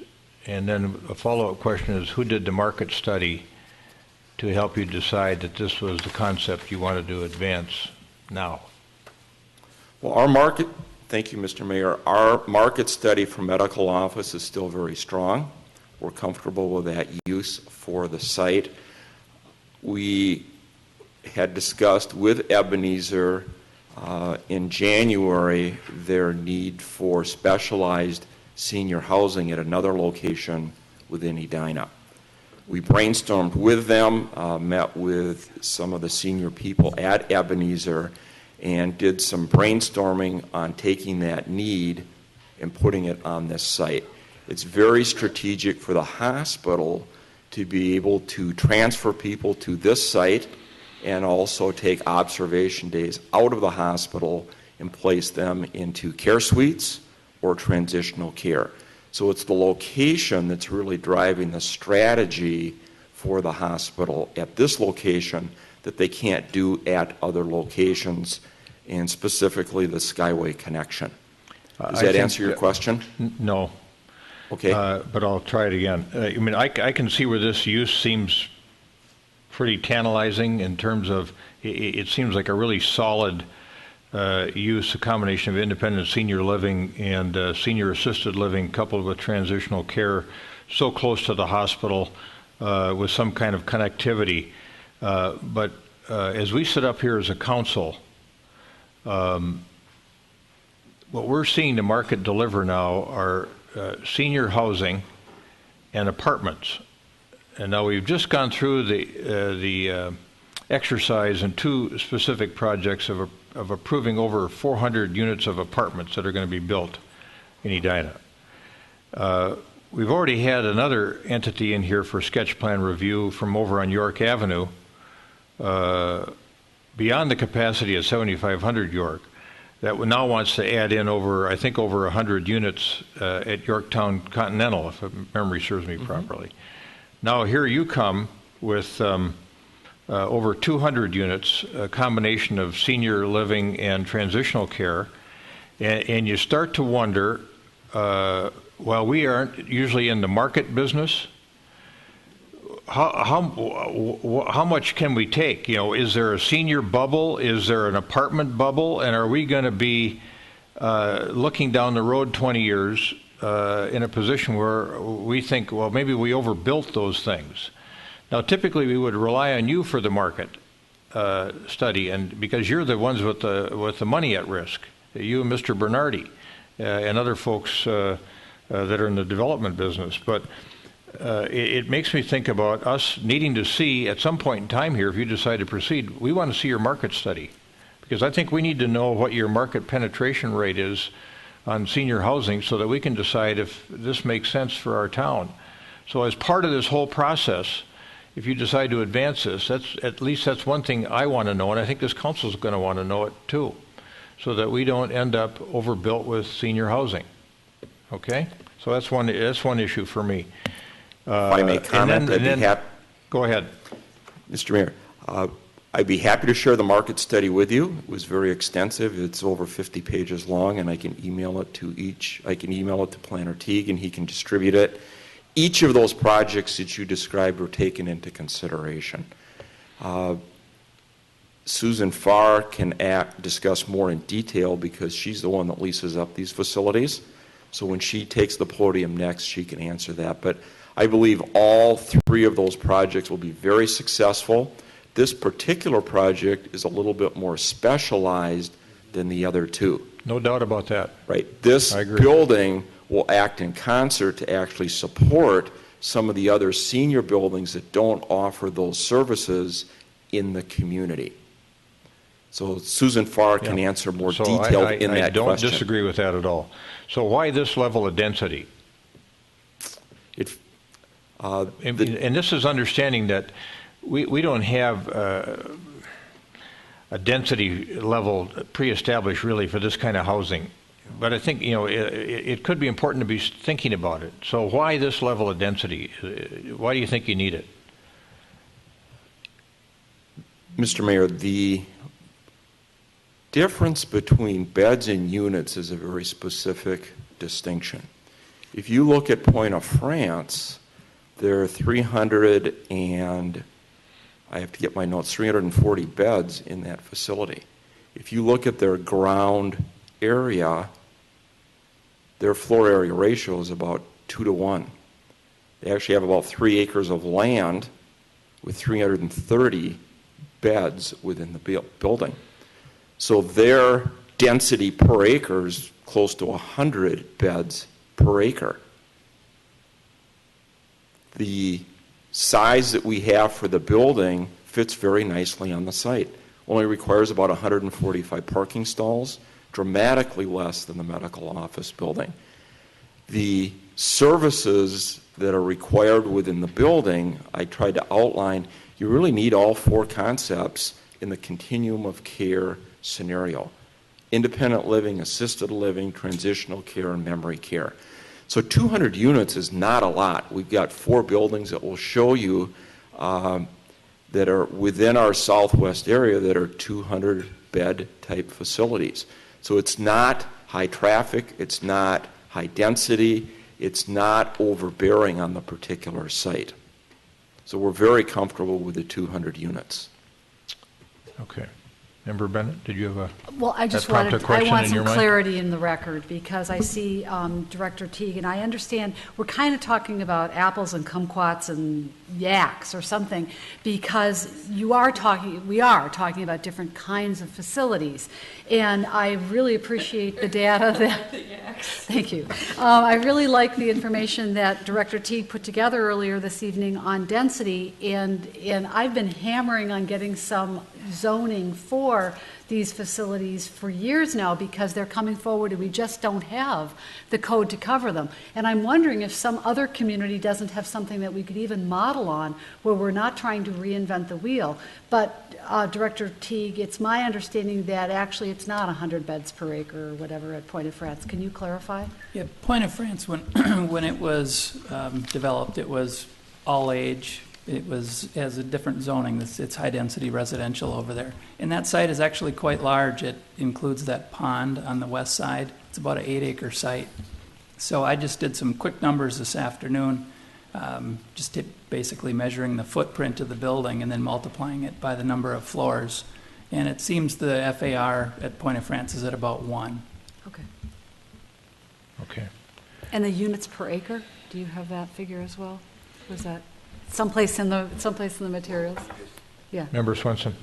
You know, I Thank think you. that's hard. You're talking about beds in condos that are bedrooms and kitchens and living rooms, and you're talking about assisted living where my grandmother's been, which might have a room that works as also her living room, and originally it was a bedroom that had a small kitchen area. It's an entirely different thing. So where I appreciate the comparison, for me it's really only logical if we're comparing yaks to yaks, because this is a unique facility. It's tied potentially by Skyway to our hospital, and could potentially be tied to Twin Cities Orthopedics by Skyway. And so it sits at a very unique place in our community, and I think it serves a need. So I'm supportive of not trying to compare it to a condo or an apartment building where the use is entirely different. To that point, however, the Planning Commission did request, and I think I've heard the request repeated this evening, if it would be really helpful to see what you're comparing yourself to. A specific example, not just that something exists in another city and what city it exists at, but give us an address we can go to and see how that fits on its site and what kind of neighborhood it's located in, because we're venturing into unknown territory in terms of units per acre, and all we have, the only tools that we have for measurement and assessment are what's already in our code. We've bumped up against that, the insufficiency of that now in a couple of ways, but it's still all that we have.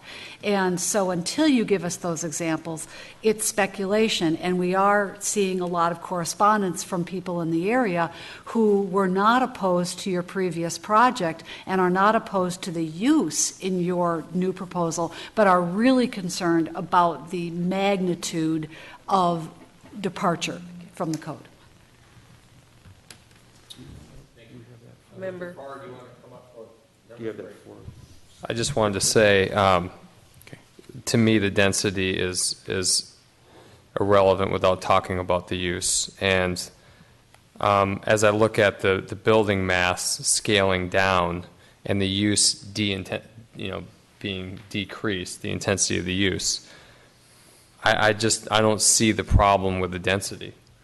If density in a vacuum is a very difficult conversation to have. You have to talk about the use and also, for me, the mass of the building and how that impacts the surrounding properties. And we've decreased the mass, and we have a less intense use.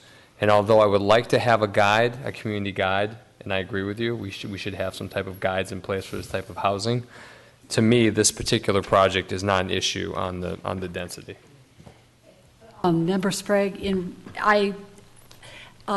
I hear your point. In our last meeting when we were considering the addition of senior assisted living at Yorktown Commons, I believe that you raised the point that from a transportation perspective, we're probably seeing less impact. But from a use of infrastructure, water and sewer, sanitary sewer, we're very likely seeing a somewhat similar impact. And that's where consideration and knowledge of density really do become important, and also knowing what the capacity of the area is so that we're not pouring water into the glass to the point that it spills over,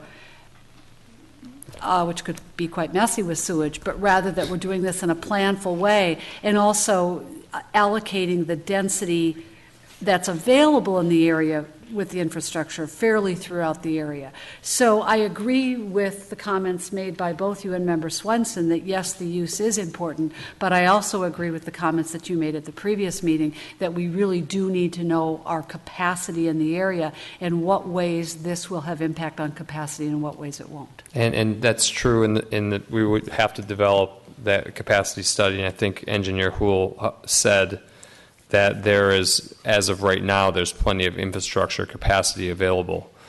And we have to deal with this project now, so we can't, I don't know if we'll be able to get the study in time of Continental and this one, but it's not about the short term, this project, that project, it's about the long-term development of the area. So at some point, that policy issue is going to have to be addressed. Yes, that's correct. Don't misunderstand me. I'm not saying that I think, as I sit here tonight, that this is too dense. I think Member Bennett said it in a more articulate way than I did, and that is she just wants, as we enter into this type of housing for folks in our community, to understand better how we can deal with this level of density that we haven't dealt with before. And will it be okay, or will it be too dense? We need to try to understand that, and you need to be a tool in helping us understand that from your perspective. Very good. We have highlighted 4 buildings that you have seen on your monitor, and I can give you that specific data as a follow-up. Each of those are 5-level buildings. St. Teresa and Hopkins is a multiple-phase project. It's on the edge of Hopkins and Minnetonka off of Smetana. Walker Methodist is at 3737 Bryant. And then we have on K Street in St. Paul, Shalom House East. And then certainly Tower Light in St. Louis Park has just been completed. So I would like to introduce Susan Farr, if I may give her the microphone, and she can highlight Ebenezer's desire for this area. Thank you very much. Thank you very much, Mayor and Council. Susan Farr, and I am at 2722 Park Avenue, and that is Ebenezer. I'm the Vice President of Business Development, and Ebenezer has been in business 95 years. We are really excited about this site. We have a definite passion for seniors. I'll just point out a couple things. For the 4th time now, we're one of the top 100 workplaces with the Star Tribune. Also, we won this year the Managers Award with the Star Tribune. Our Ridges Care Center won one of the top honors of nursing homes in the world, actually, and it is extremely difficult to achieve this, and we're very, very proud of the group. We have had a 12-month deficiency-free survey in both of the nursing homes, and this is a big deal because the adult daughter can go online and look at these details about who is running this higher acuity care. So now I can get back to the site. We are excited because, of course, we're part of Fairview. And we believe that going through the Skyway, and we also are working with Twin City Orthopedics. We have worked with them with several clients at our senior building at York Gardens, which is attached to the independent cooperative model, the 7500 York. And we do manage that also. That was the first cooperative in the world. So we're excited about that too. Our York Gardens project, as you know, thank you very much, you approved. It is up and operating, and it was full in 8.5 months. And actually we are referring, we have a 12-person wait list right now on our memory care, and we are trying to refer to some of the other ones we manage, and they want to stay in Edina. And I get that. Their church is here, their family's here, their banks are here, they like to shop here, and the same with the transitional care that we were talking about. We would love to have a transitional care because when people are rehabbing and their adult daughter is stopping in or their guest is stopping in, they would prefer to stay in Edina and not go to Bloomington or some other areas that they are going to right now. So that is a big deal. One thing that I think we did at York Gardens, which a lot of our peers are not doing, we really believe in technology. We have the state-of-the-art technology at York Gardens. It's not cheap, but we believe in it. We know there is a shortage of CNAs or care attendants There's a nurse shortage out there, and we really believe in technology. It's called HealthSense, and we have these little transmitters and sleep apnea strips, but it's really important. It's all on a Wi-Fi open network system. And the reason that I'm saying that is also the adult daughter, that is really important, and son, who maybe are snowbirds. Maybe they have a place in Florida. Maybe they have a place in Arizona. And they can Skype and talk to the nurse, find out what's going on with mom's care.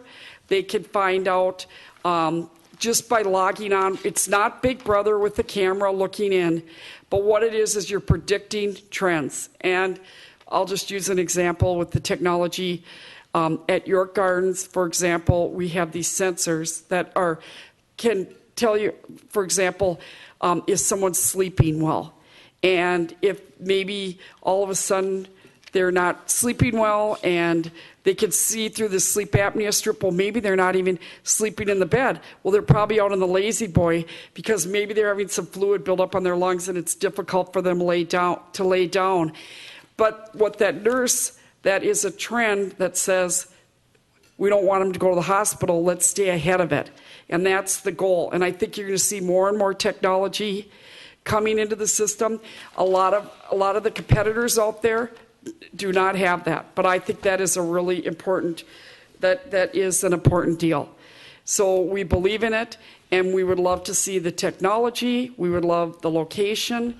We do think it is a great thing for Edina to keep everyone situated right there across from the hospital. So we would really think that's a positive. Any questions for me? Yes, I'm going to repeat my question for you regarding the age limits, because I understand that this is being planned as a senior facility, but what are you proposing for age restrictions or limits for your care suites, which I understand would be post-surgical, for instance, similar to the Hilton's function across from Tria in Bloomington. So short-term post-surgical recovery, loved one can stay in the room, or assisting partner, whatever. And then also the transitional care units, I think you're calling those, and they would be for longer-term rehab. We understand that there are people in the community who need to go into other communities for rehab. What is it that you're proposing for the age qualification for those units? Well, we're working on that plan right now, but most of the transitional care, if you look at the Masonic and whatever, they are all 55 and older, most of them. Knees, hips, everything is just kind of wearing out, and people are more and more active. And so I don't have that exact but definition. We are working on that right now, but we have had some younger than 55 too that have been there for 3 days or a short-term stay after a knee or a hip or rotator cuff, etc. Thank you. Other questions for Ms. Farr at this point in time? And we all fully recognize the success of York Gardens and Ebenezer's role there, so it's nice to see you again. Thank you. We're very proud to be here. Thank you. Mr. Farr. Good evening, Mayor, council members. Okay, thank you. My name is Ed Farr. I work for Architects, 7710 Golden Triangle Drive, Eden Prairie. And if I may have my PowerPoint back to the. There we go. Minimize. Few presentations there. There. So yes, that would be the same. Thank you. I'll be brief. I just wanted to walk through a couple technical points. Actually, I have the easy job of telling you how similar this project is to the previously.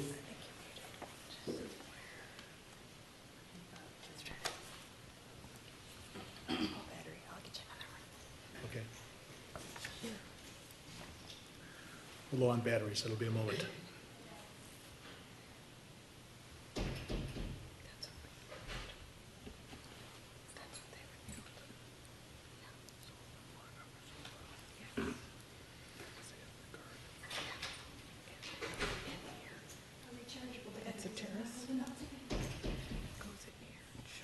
Is this better?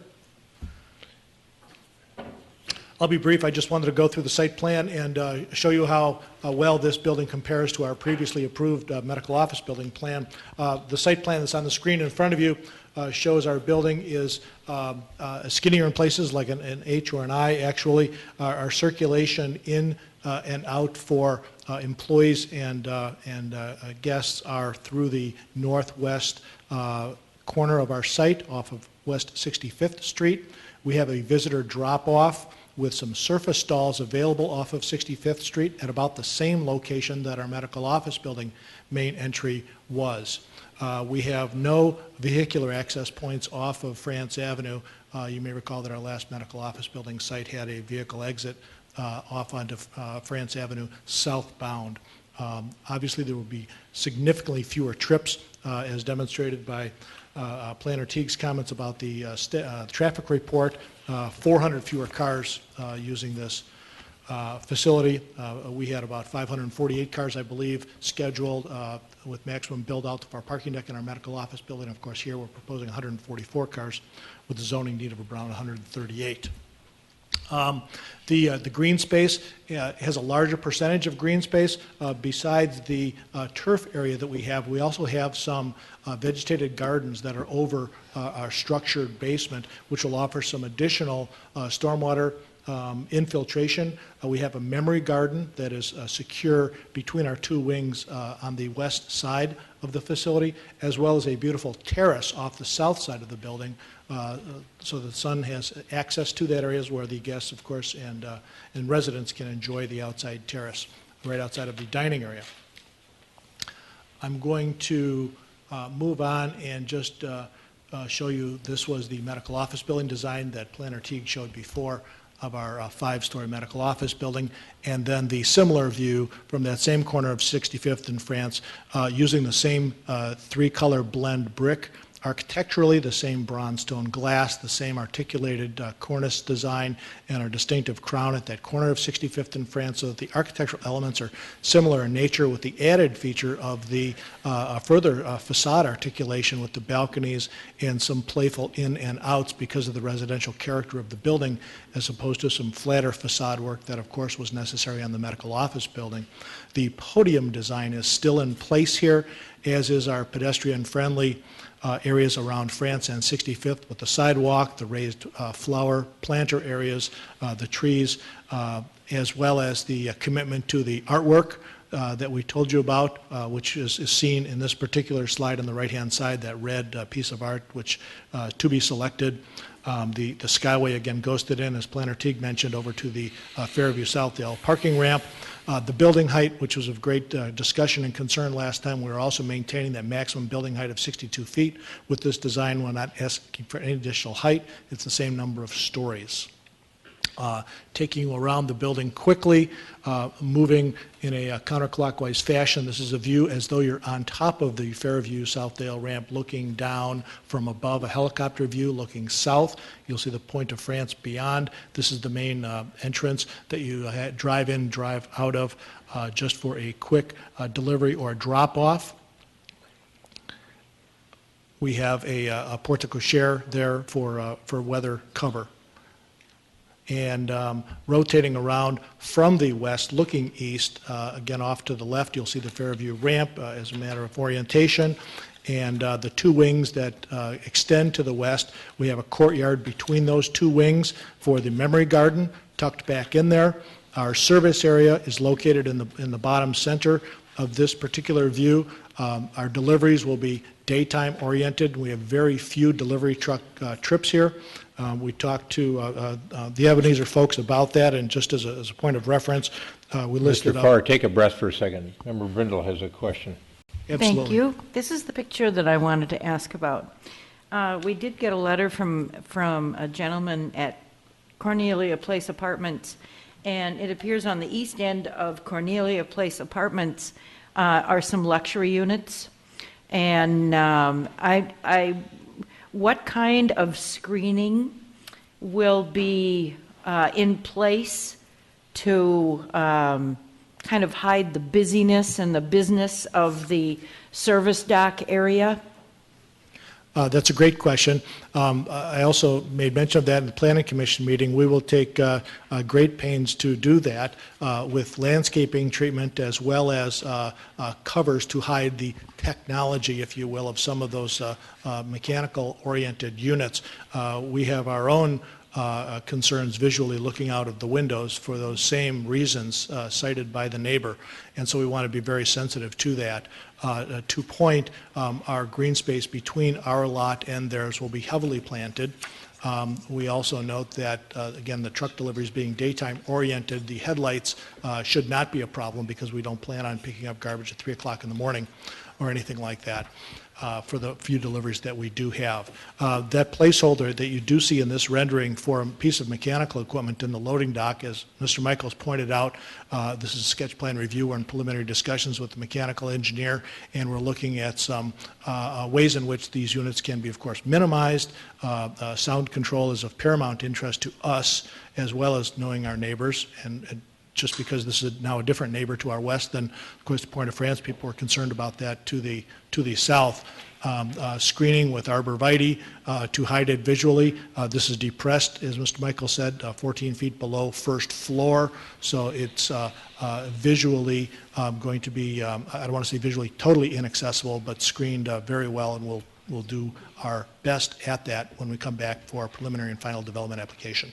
Okay, and my other question, which I think is pretty visible on this picture as well, is we've got entrances and exits of the Fairview ramp and of Cornelia Place and of this building in pretty close proximity.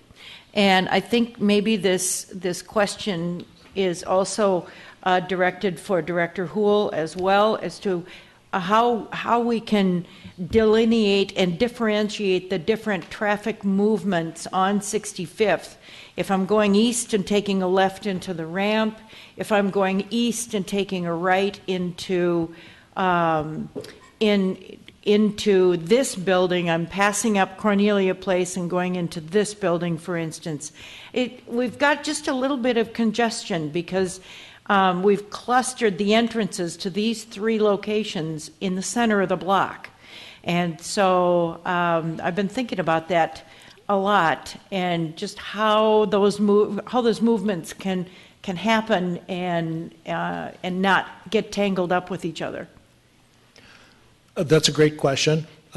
Historically, I'll go back, we did have some conversations, of course, with Engineer Houle on this very issue when traffic was, of course, more concerned with our medical office building use, because that was rush hour demand based. This facility is not. So with 400 fewer cars and the fact that this is not rush hour demand based occupancy at all, we fear, we trust that our impact on that very topic is minimal, if not negligible, will be hopefully proven out by the traffic report.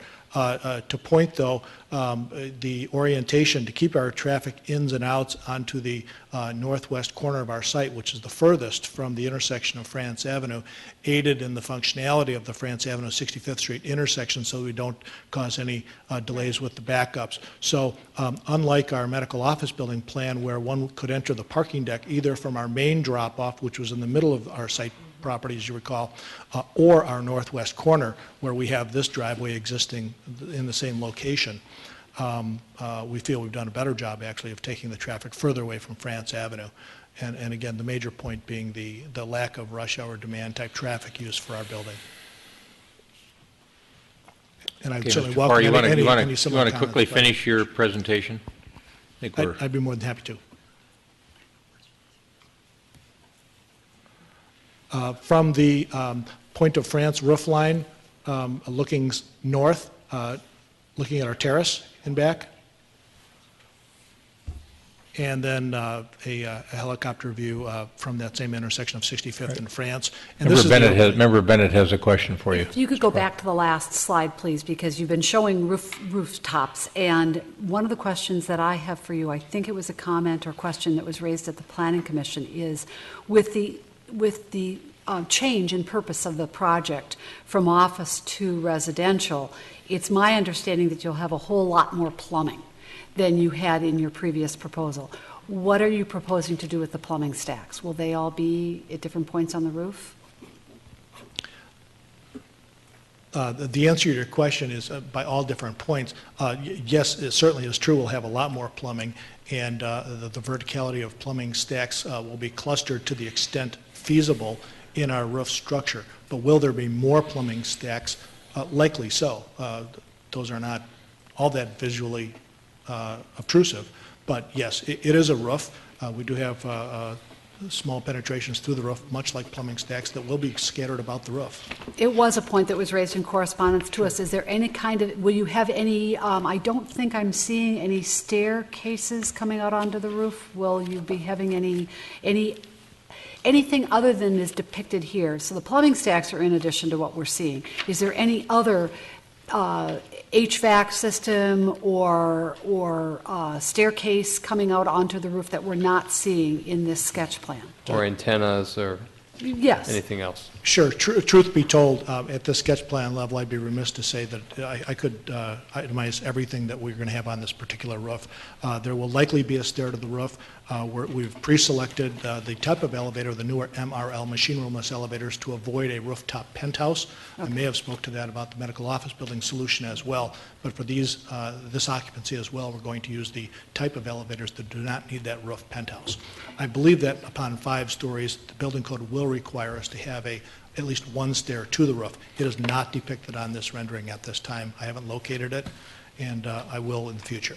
Okay, and just know again that there was a lot of attention, you paid a lot of attention in previous iterations to what it was that people were going to experience, view of the roof given the various heights on that block. And so just know that that concern remains a concern of your adjacent neighbors.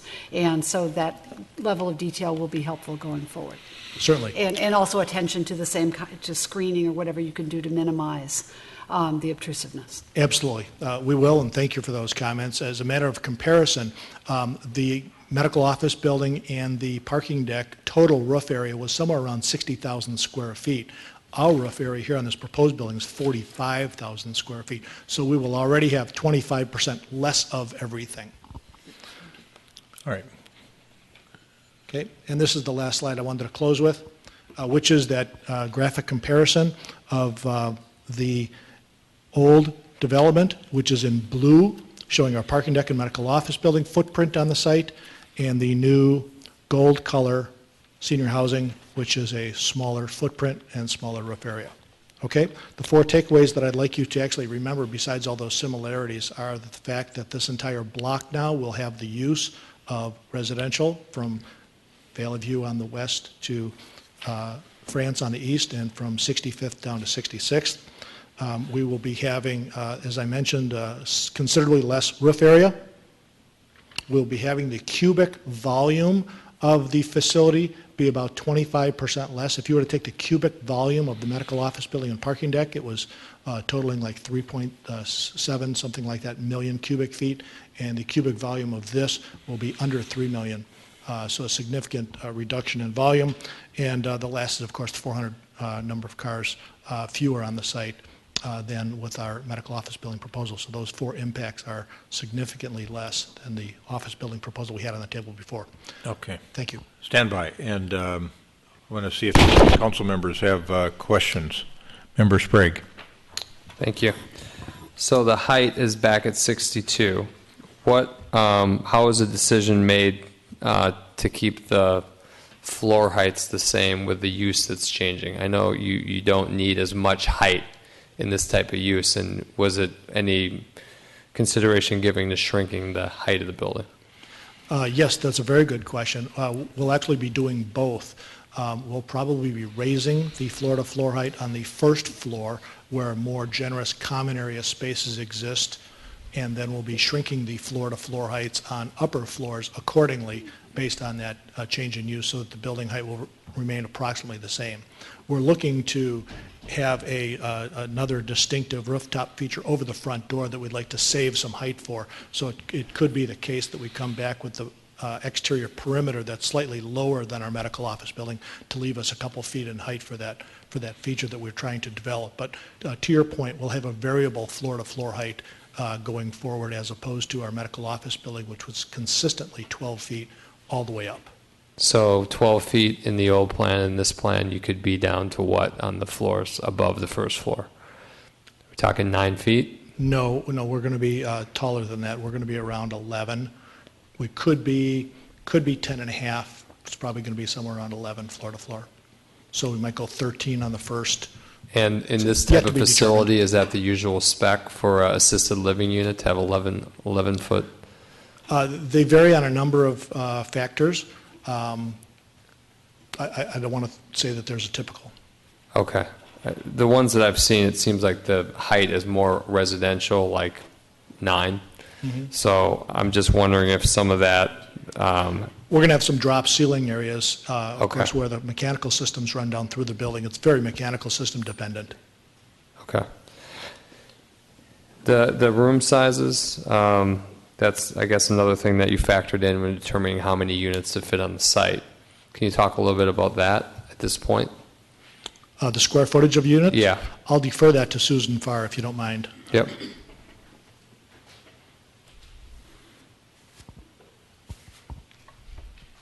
Well, of course, we're working on that now too, but, you know, we have studios all the way to 2 bedrooms and some 2-bedroom dens.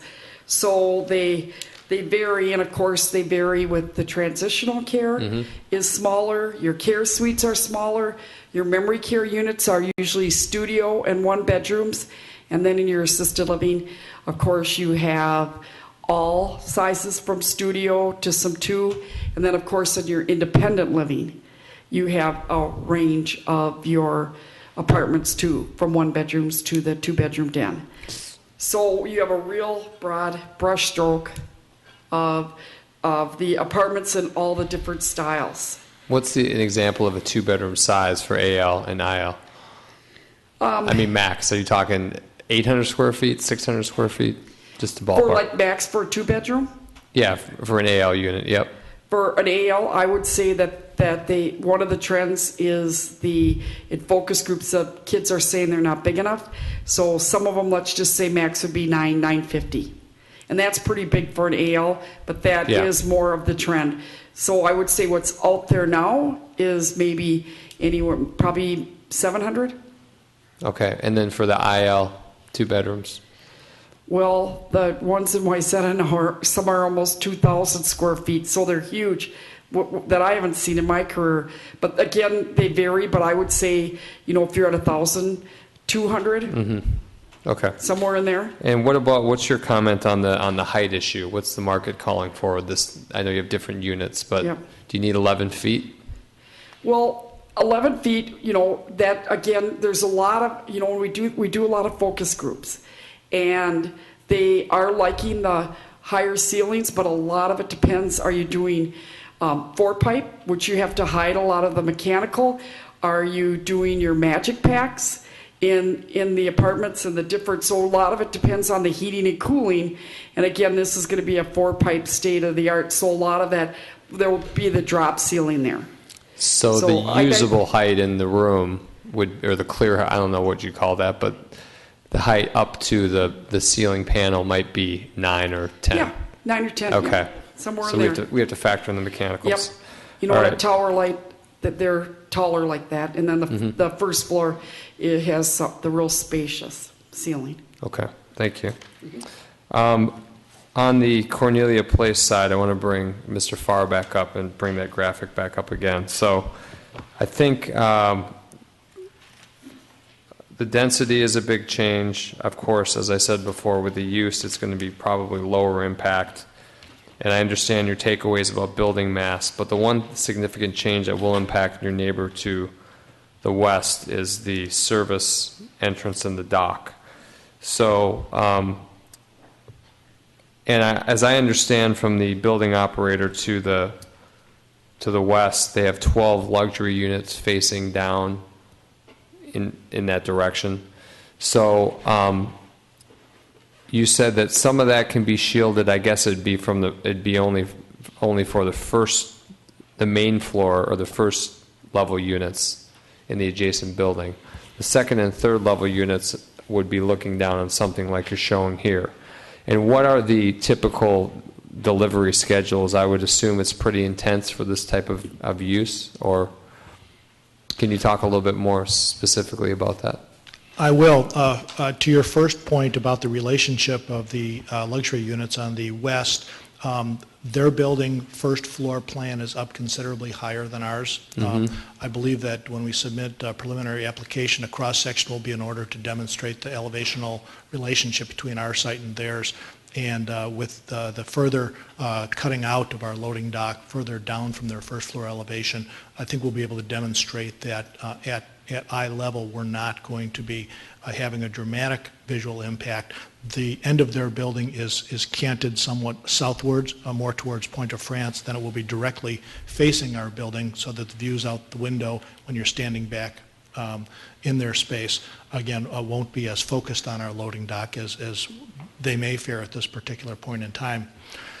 So what's the usual schedule for those type of deliveries? I mean, that's something that would impact if it's, a certain hours is going to have less impact than others. I've talked to Susan Farr about that, and we understand that, first of all, there's going to be very few deliveries, and I'll go through what those types of deliveries are, but the main point is that they will be during the daytime, not during the nighttime, not only for the benefit of our neighbors, but also the benefit of our own project and the residents in this senior care facility. So daytime meaning midday, not 7 a.m.? Right. Okay. Right. We've got food service, we've got garbage, we've got tenants moving in and out, we've got the medical supplies, and there was laundry. And so we counted up, 2 trips about for garbage and recycling per week, 2 trips for food service delivery. This is per week.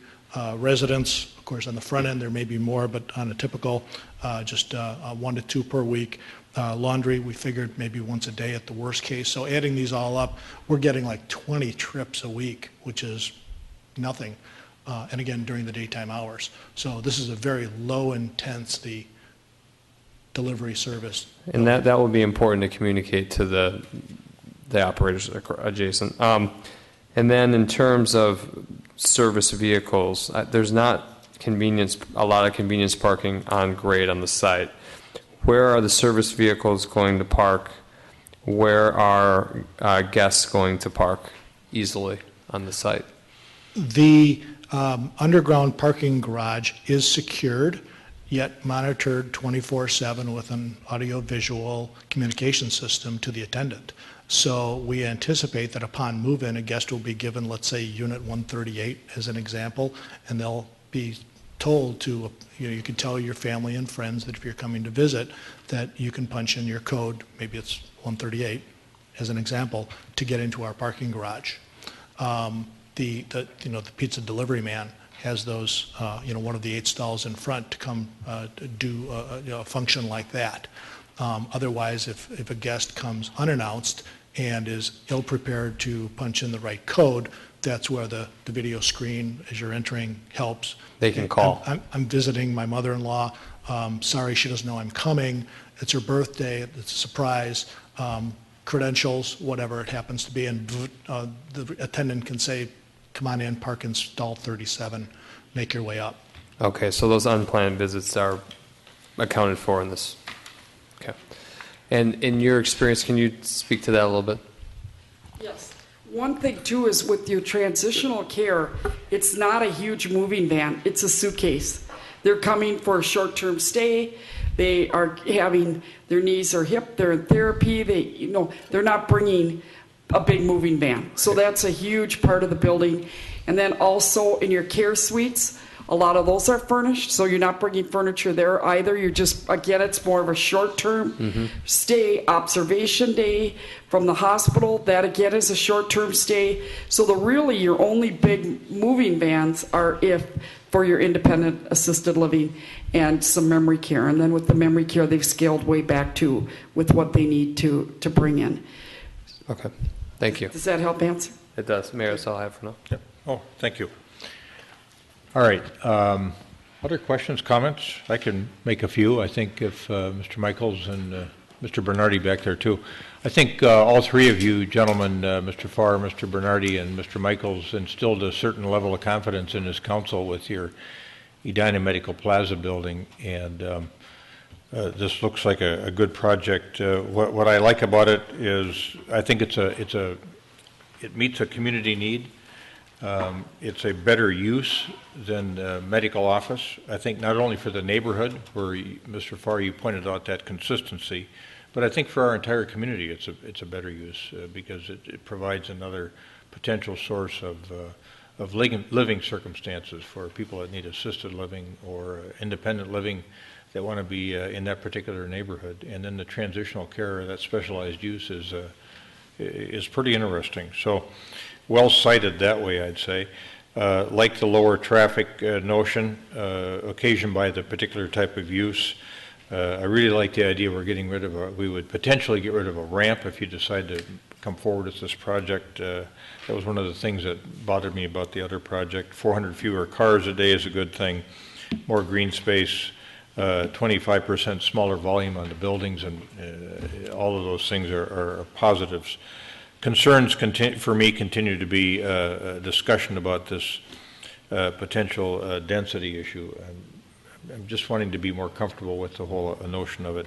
And then, of course, Member Sprague and others have raised the uses on the west end. How you make them compatible with, remember, you want to be a good neighbor, and you want to treat your neighbors the right way. And so make sure that you're not giving them the short end of the stick over there. And the council won't let that happen, and neither will the planning commission, so you need to plan accordingly. Those are the few observations that I have. I don't know if other folks have sort of summary observations they want to make. Member Bennett? Thank you. I think that regional medical districts should include this type of facility. I think it fits. It fits with the purpose, I think, of what we were thinking when we included that type of use, land use, in the comprehensive plan. So to respond to some of the concerns that have been raised by residents, I think that the use does fit with the regional medical concept, and our back in 2008, 2007, when we were formulating the comprehensive plan, this type of facility probably wasn't as common. Our imagination didn't extend to it, but I think that change is positive and good. It is a good location for use. I can see the synergy between the hospital's location, Twin Cities Orthopedics. I think it will be, if approved, it would be a facility that would be of use to people in the community. It would be used and would enable the community to keep people here who've received other kinds of medical service rather than having to journey distance. I like the idea of the Skyway. I don't know completely how that gets financed, but I do think that having that mode of transition from housing to hospital is a really important one. I think it's an essential element of this project. I am concerned about the density, understanding the differences. The photographs are great. I would love to have information on what the size of those parcels are, how many units those are providing, and I will note just from that examination, it's a more urban setting, but then so is this setting. We're not talking about an R1 family neighborhood. We are talking about housing, but we are also talking about our highest density part of town. So I think that's kind of going back and forth, but that is, we have seen that concern raised. I think putting more numbers to the discussion will be helpful, but I also think that this is, again, the densest part of our community, and we have contemplated having more density in it. Fewer cars, more green space, very good. I love the fact that you're not showing a parking ramp on a pond anymore. That was a big concern of mine. I think that that is wonderful green space that's shared by already two kinds of housing. This will be another that's very good.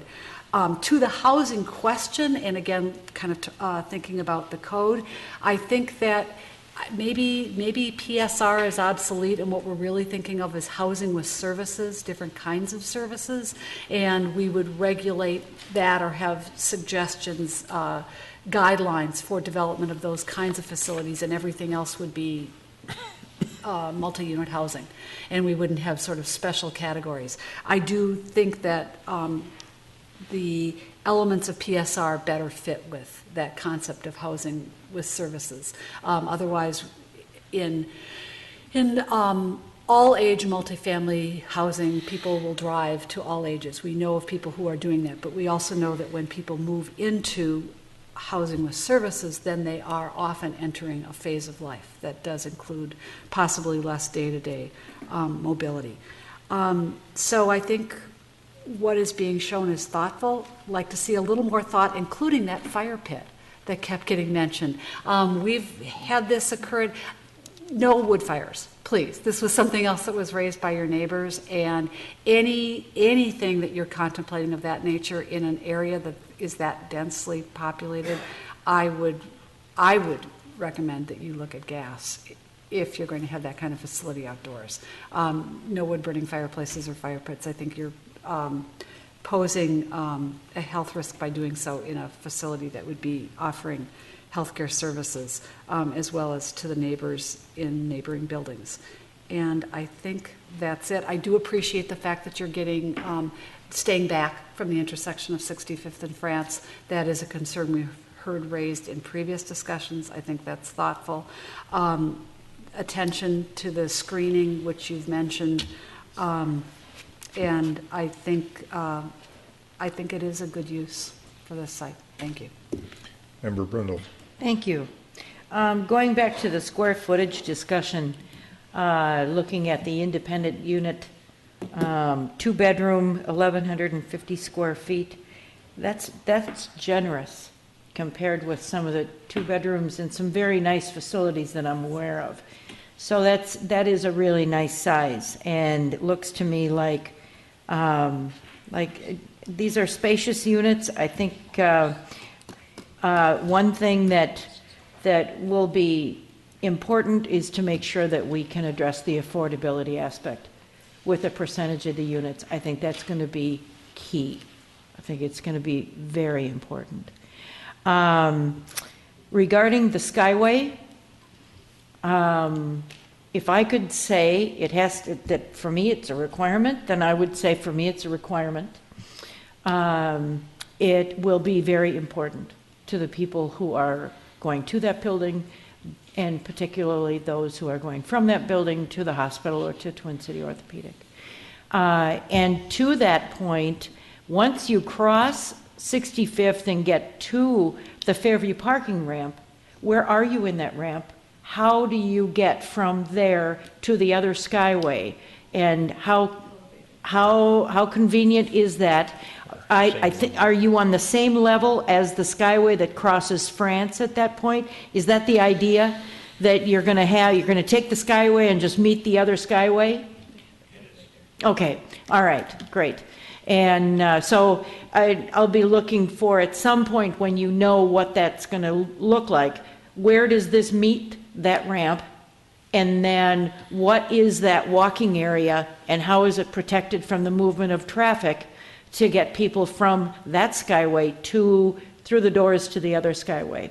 So just a curiosity to know how that movement is going to take place. The other thing, and I'm sure that it's going to take some thought, is what is the pedestrian movement for someone who would cross through the Skyway and then go west to Twin City Orthopedic? Is the Skyway going to be of any use to someone who's going to go over to Twin City Orthopedic? So if it's a winter day, if it's a rainy day, or if they simply just want to use the Skyway, what is that pedestrian movement for someone who needs to get over there? Thank you. All right. Member Sprague. Thank you. I too concur on the use. I think it's a much more strategic use of the spot. For one thing, it's going to assist the medical campus and help that to continue to flourish, which is important to, I think, all of us. In addition, it allows some life cycle housing options in that area. And I am very fond of continuous care communities. My 98-year-old grandfather lives in one in Iowa. And it's a comfortable, dignified way of spending your aged years. And I really like that model a lot. And I think that this will help our community continue to become a continuous care community where we can support our seniors and have them stay inside of of the Edina city limits and still get their needs met. I like that you offered shared access to your facilities to your neighbor at Point of France. That's a nice touch, and I think that's the type of community spirit we like to see in development. So thank you for that, including that. The impact is less, the visual impact and the massing of the building is less, the lot coverage. You got more green space. I mean, that has been a definite perk with the change use, that decreased impact, except on that west corner. You're going to have to navigate through that, as has been previously mentioned. I concur with Member Brindle. I'd like to know how many elderly waiver units are going to be included. I don't want new developments to price all seniors out of the market, and then we end up gentrifying this part of the housing options as well. So it's important to retain that affordable housing component and help our community reach those goals. And then another synergy that you'll have with the hospital. The hospital has an enormous amount of volunteers, and I hope that you can leverage some of that volunteer base in your facility. Also in other community groups in Edina, especially the younger generation, so we can make some of those generational contacts I think are really important. And then finally, I'm bearish on the TIF funding on the Skyway, and I mentioned that before. We have such a limited pool of resources and so many projects, but we'll deal with that plan as it comes forward. Thanks. Thank you. Member Swenson. Everything's been said that I would say, so move on. All right. Thank you. All right. Thank you, folks. And I expect we'll see you back with some preliminary plans at some point in time after you've gone through the Planning Commission. So thank you.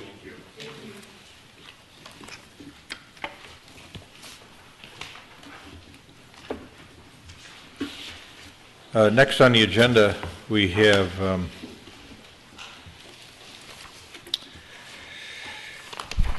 the correspondence. Any additional correspondence? I don't think so. I don't see Manager Neal indicating as such. No. Okay. Well, we've got Courtney Whitehead with us this evening to talk a little bit about a notion that came out of the Edina Transportation Commission, and it will be an interesting discussion. Welcome. Thanks for your patience this evening. Good evening, Mayor and Council members. And if you would reintroduce yourself and give us your address, that would be good. Courtney Whited, 5829 Chowan Avenue South, Edina.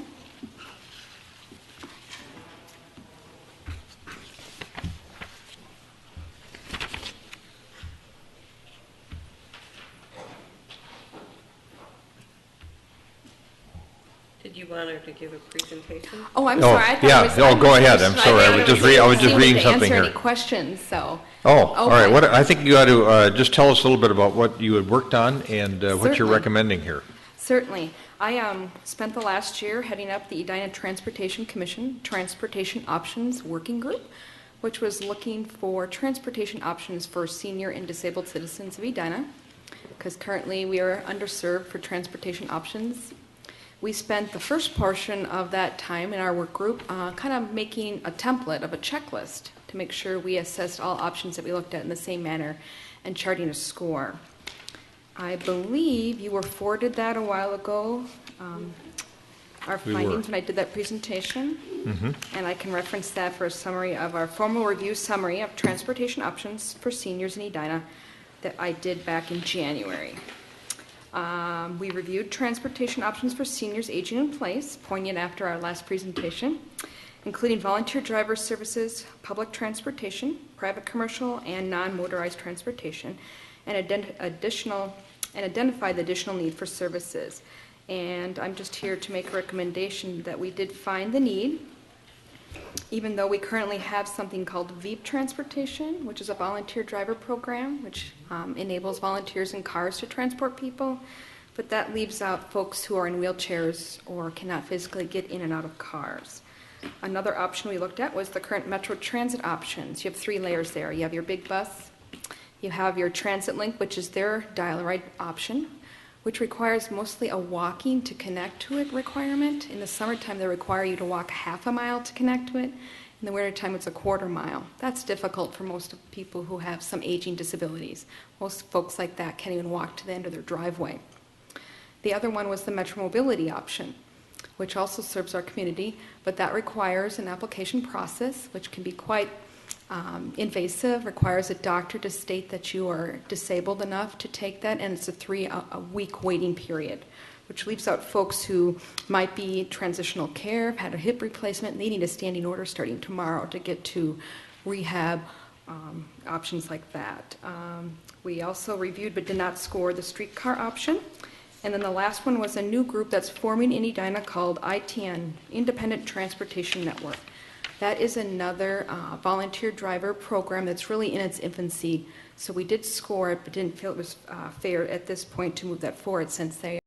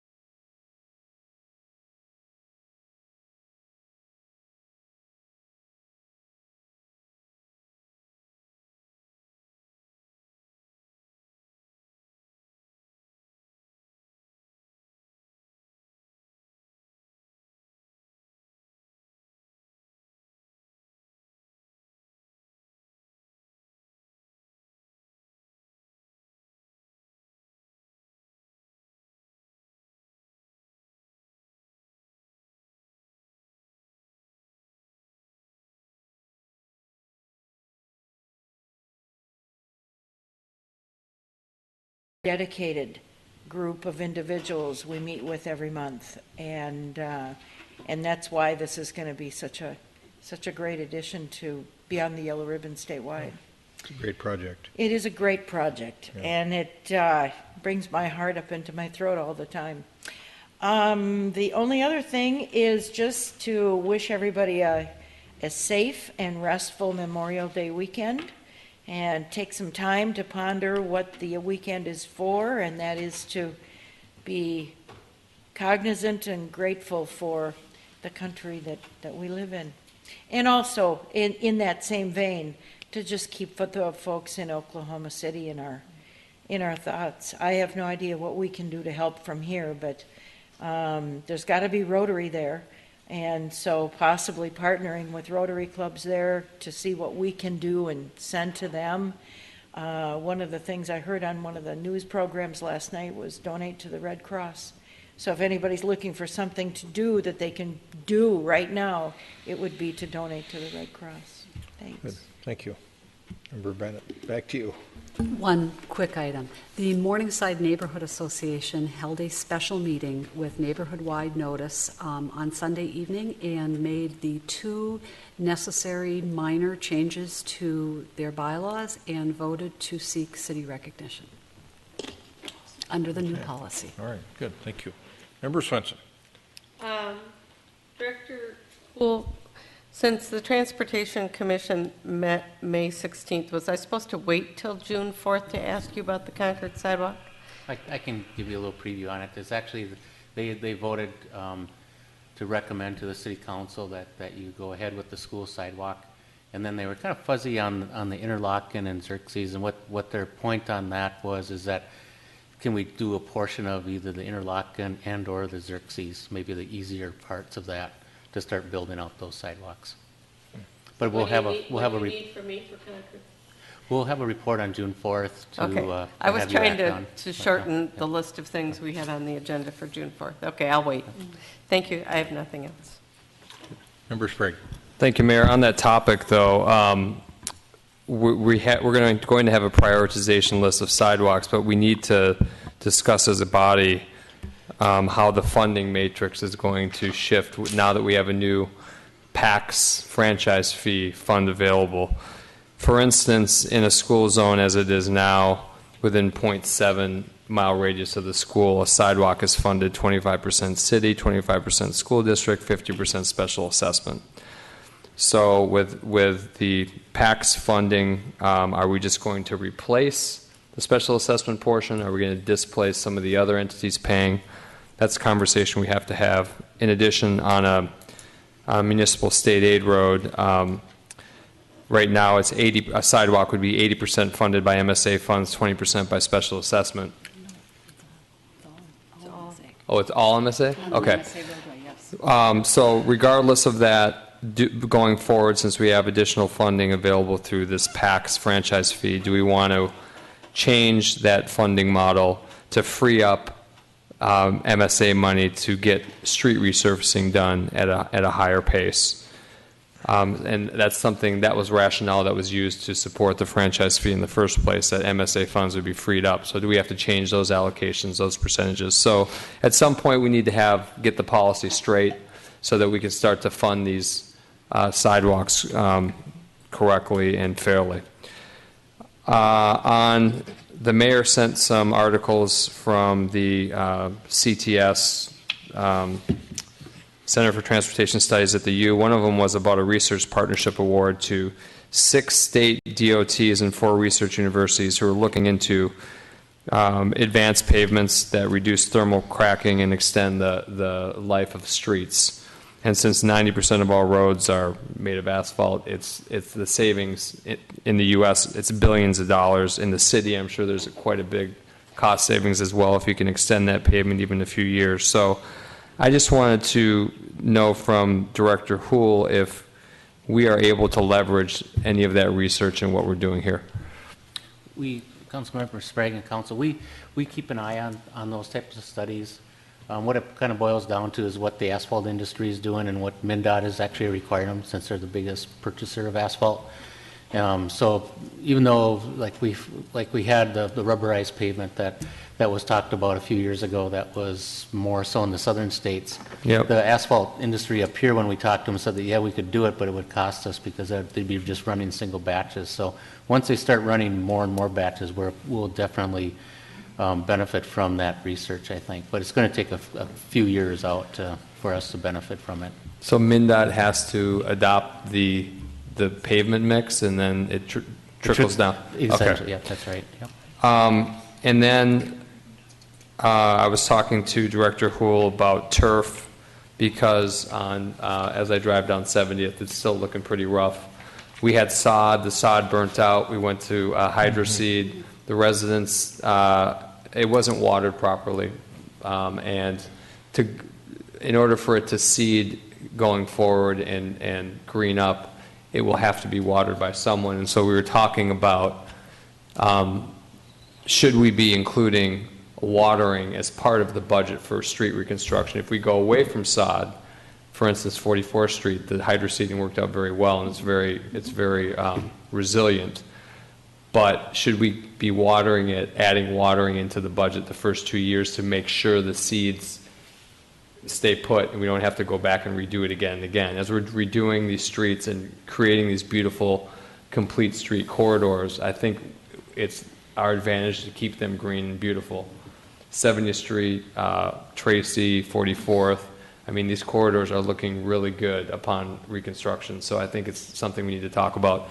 And can you tell us a little bit about the turf summit that you just had with some of the vendors? Yeah, this past winter, we actually had hosted what we would call a turf summit. What we did was we invited in basically the experts in the fields, which is the growers and the sod farms. We had the hydroseeders come in.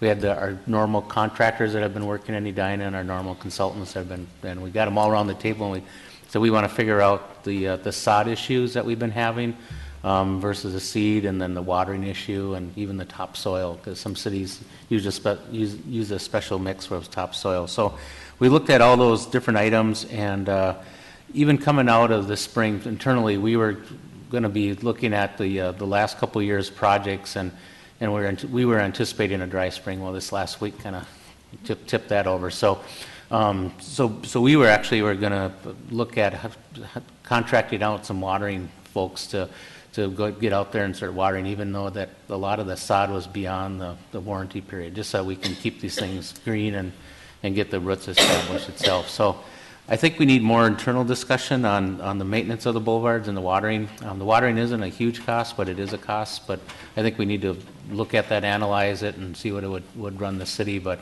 for right now, as long as we stay in this cycle, I think we're going to be fine with a lot of the seed, especially on 70th Street, because I believe this past week or coming up that they actually did seed those boulevards or reseeded the boulevards once again. So like I say, hopefully the natural watering that's occurring will help that out. And then in the Bike Edina Task Force notes, they had the bike rodeo. 75 kids showed up for that, thanks to Hoy Guards. Hey. And the Edina PD for participating. And then Walk Bike to School Day on May 8th at Southview happened, and there were 250 students that participated. So about 20% of the student body biked or walked to school. So a big success there. Very good. And we hope to build on that tradition.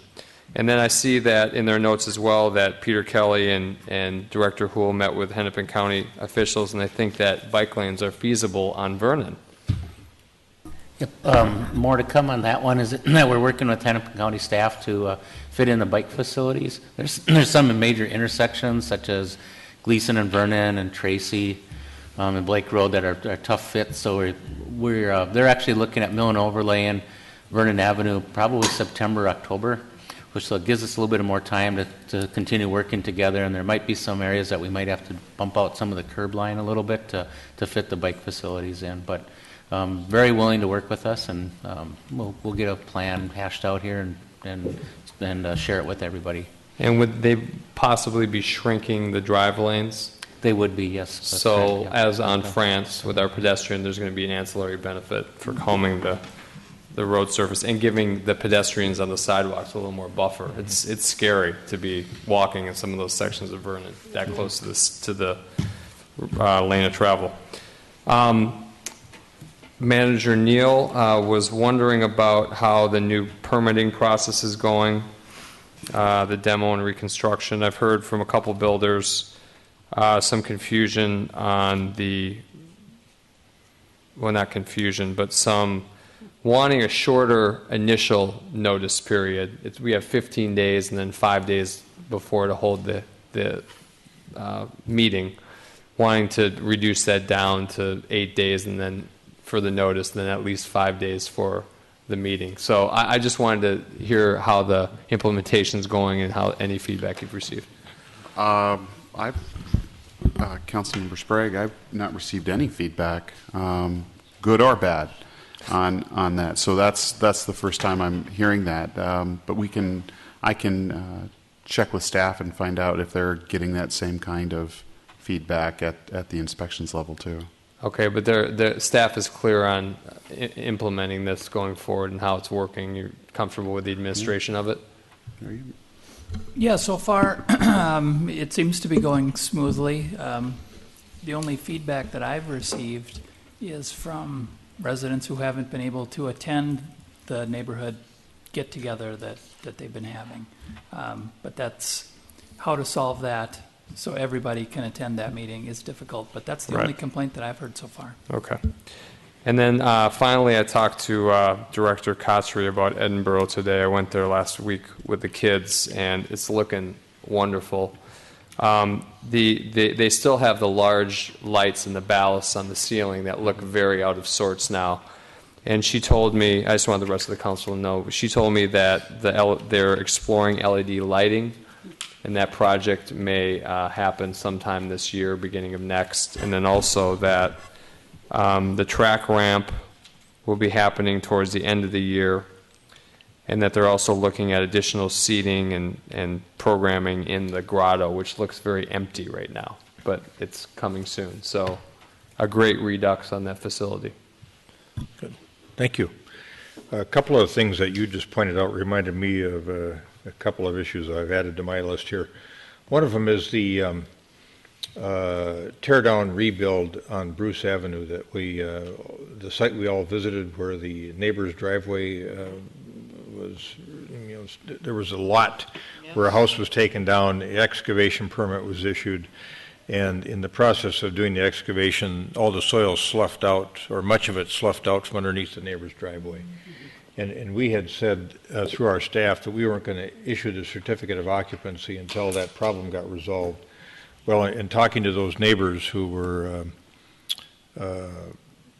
sort of victimized by this, unwitting victims of this event, they tell me that they're not real close to settling with the builder, and it looks like when they do settle, they may be out of pocket about $10,000 from the lawyer's fees involved. So here's a situation where we issue a demolition permit, we issue an excavation permit. The neighbor is sort of the innocent victim of this whole process, watching his new house go up next door, now is out of pocket $10,000, or it looks to be in the neighborhood of $10,000, through no fault of their own. And to me, that can't happen. And our building department told these folks that at the end of the day, there really wasn't much we could do about issuing that certificate of occupancy once the project reached the point where it was occupiable and it otherwise met code. And this became a private matter between these two, the builder and the neighbor. And I don't see how we can let that happen in the future. We got to figure out a better system for making sure that that we don't have this type of problem again, where somebody who's just happens to be living next door to a house that's demolished ends up with an out-of-pocket loss of significance just by virtue of their geographic location. It seems really inappropriate to me, and I don't know. Isn't that what we've been doing for 6 months? And yeah, that's what I thought we were doing. Plan? So, but that's all things that we started post this issue, and this issue was one of them that got us working on it, Mayor. So haven't we done Well, we've got at least one. Responded? We have the problem in general, but I don't know. I just want to make sure something like this doesn't happen again, and what we've put in place would prevent that from happening. Because nobody should have to suffer this kind of out-of-pocket loss by virtue of living next door to a house that gets torn down and rebuilt. That pre-excavation. The first kit offer is- from the builder was $1,000 on this problem. And we really, at the end of the day, had no leverage to bring to bear. And I think it's inexcusable. I think we've let somebody down in our community. So we had last night a terrific, muddy but enthusiastic ribbon cutting down at the community garden. You ought to run down there and take a look at it. It's Ann Catry did a wonderful job, kind of honchoing this thing. It's beautifully done. Got nice black cyclone fence around it, and all the plots are laid out, and they've got mulch in between so people can walk even when it's wet. Larry Sapola is down there, one of our master gardeners. He's just living down there, helping people plant and telling them, no, don't walk in there when it's wet. You'll pack the earth down. I mean, he's really into it. So it's a home run, that community garden. People of all ages down there, and with little kids, trying to teach these little kids how to do gardening. A little bit closer to our last meeting, I went to Memphis for a day trip down there. Urban Land Institute asked me to run down there for the Regional Council of Mayors. They were thinking about starting a Regional Council of Mayors down in Memphis, so met with about 13 mayors down there on the 9th, and then came back, and I think they probably will start a Regional Council of Mayors in Memphis. And then on that Memphis mayor has been doing a walk for a while because they have some real significant health issues down there with. They do. Yeah. Yeah. With obesity and childhood obesity and diabetes and. They've got some interesting governance models on there. They've got a county mayor plus a city mayor. Huh. So I didn't delve too deeply into it. They did have one thing that caught my attention relative to what Member Sprague brought up earlier about Grandview Square and a public amenity over there. We were talking about that upstairs. They've got a Ray and Joan Kroc, the McDonald's folks. They've got a community center there that apparently when Mrs. Kroc died, they left tens of millions of dollars to the Salvation Army, and they've been building community centers around the country if somebody qualifies. And the matching funds in Memphis were, they raised $25 million, and the Kroc Family Foundation or the Salvation Army, whoever has control of this money, matched it with $60 million. Wow. And they've got this fabulous community center. It made me think about, are they still doing that? Is there a suburban model that needs to be going up here? Anyway, a little food for thought. And then on the 10th, we had the MSP Export Initiative meeting over at the Carlson School, and Lori Severson came over and reported on the Edina pilot, and everybody was enthused to hear about how she was doing with that. The 11th, we had dinner with the mayor, 8 people at our house. That was something we did for the chamber as a fundraiser. And then on the 15th, Monday morning here, Manager Neal and I were part of a group of law enforcement officers doing the National Law Enforcement Memorial Day flag raising. And that's always a good thing to remember, that we got to recognize law enforcement people on a memorial basis as well as the veterans. Taste of Edina on the 16th. I think some of you were there. That was a great event. That's great. And then the other comment, Member Brindle, about the Oklahoma situation made me think the other day, I wonder if our council should have an emergency services update at some point in time, maybe a part of a work session, so that if we have some kind of a natural disaster or a man-made disaster here in town, what's the role of the council in something like that? Okay. We had correspondence on that earlier this year. Yeah, I think we should have an earnest conversation about it, and so we're a little bit more well prepared for whatever our role might be in case of a natural disaster. When I was on the Community Health Committee, one of our jobs at that time, and it still may be a role that they play, is to maintain the conversations with Bloomington Public Health and with the network of providers in the area to have this much vaccine and that much water and this and that stockpiled and know what we've got at any point in time for whatever it might be, an antidote for whatever. Right. Yeah. Okay, well, let's work that into a work session sometime. And then the only other issue I thought Member Bennett raised, and that was with respect to this organization, Fair Skies, which is a citizen advocacy organization.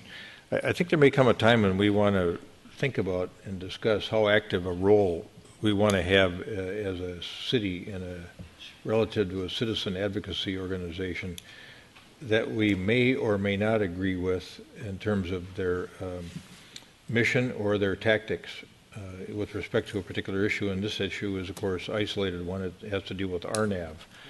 And it strikes me from looking at some of the emails that I've seen that there are some things that I think that they are trying to seek that I don't agree with, and I think they're questionable from a strategic standpoint. So I think that's a discussion our council ought to have at some point in time, is how active should our role be relative to this citizen advocacy organization, any citizen advocacy organization. That's it for me. Manager Neal. Thank you, Your Honor. Along those same lines, just to remind council that we've got a meeting scheduled in June, June 24th, I believe, right? Nope, June 25th. It's a Tuesday, and we have tentatively got it scheduled for 6 o'clock in this space to meet with Peter Kirsch and Dan Reamer. They are attorneys that work for a group called Kaplan, Kirsch, Rockwell. They're aviation specialty attorneys, and they are coming out here from Denver, Colorado to meet with the council and not only introduce themselves, but give you some advice in general on general aviation issues and also specific aviation issues here at MSP. And we will, of course, remind you more about that. It's an open meeting. Since we don't have any ongoing litigation with them, we can't meet in closed session, but they can appear, they can be on camera, they can give you some advice. And it'll be, I hope, a good meeting. Ari Klugman, my intern, her last day is tomorrow. Oh. Yeah, so she was at the work session tonight. She starts her new job as an analyst at Columbia Capital Management on not on Monday, on following Monday, a week from this coming Monday. So she will be moving on to Kansas City and will be working in the city of Topeka, Kansas, in the finance department there under a contract with a private finance organization. And finally, Mr. Mayor, I was going to mention about our presidential visit. I was just thinking about it and going to ask you to mention it. Okay. The short notice we got. We did. We got a very short notice, but I think we're going to try to do our best to accommodate a visit from the former president of India. His name is Dr. A.S.J. Abdul Kalam, and he was president of India from 2002 to 2007. He is going to be in the Twin Cities as part of a kind of a across the United States trip, but he's going to be visiting the SV Temple here in town on Thursday. We've got a meeting tomorrow morning with representatives from the temple and also from the Minnesota Trade Office, and just to discuss security, protocol, logistics, that sort of thing. So we'll know more about what that's about, and as soon as I know more about that, I will certainly share that with council members, because I spoke with a representative from the temple today, and they do want city officials to be invited, and hopefully you can participate in the event if you can make time for it. And that's all I have for you. Good, thank you. Does that prompt anything else, Member Bennett?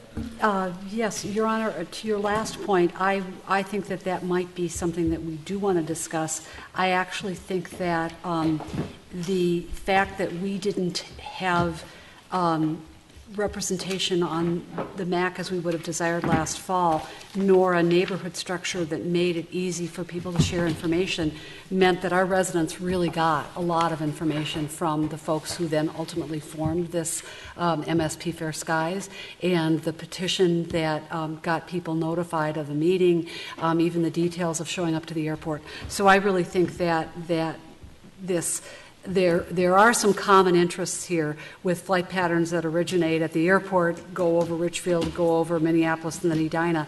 And I think that we want to be really aware of what those shared interests are and working toward solutions that will advance those shared interests. And at this point, I would really recommend that we not discount or jettison any relationships, because I think they're going to be really important to us going forward. We may make a different decision going forward, and I certainly am open to a discussion of that. But I think at this point, our community's actually been pretty well served by the folks in Minneapolis who've been really good neighbors on this issue. Yeah, but I don't disagree with that. I'm just wondering how active a role our city ought to take relative to a citizen advocacy organization. I do think we have common interests.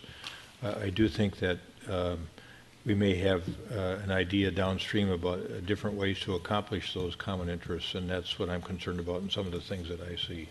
Oh, sure.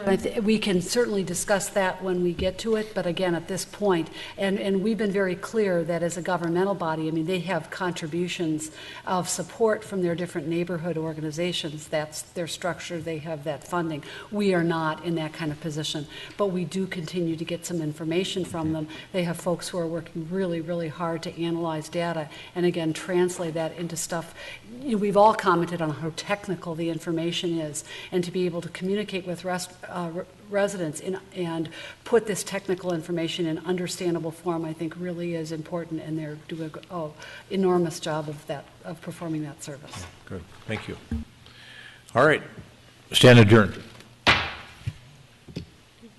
We've got an we got to have a quick HR. We're going to have, so we need to. And now we're going to convene the HRA meeting, and get my agenda back out here.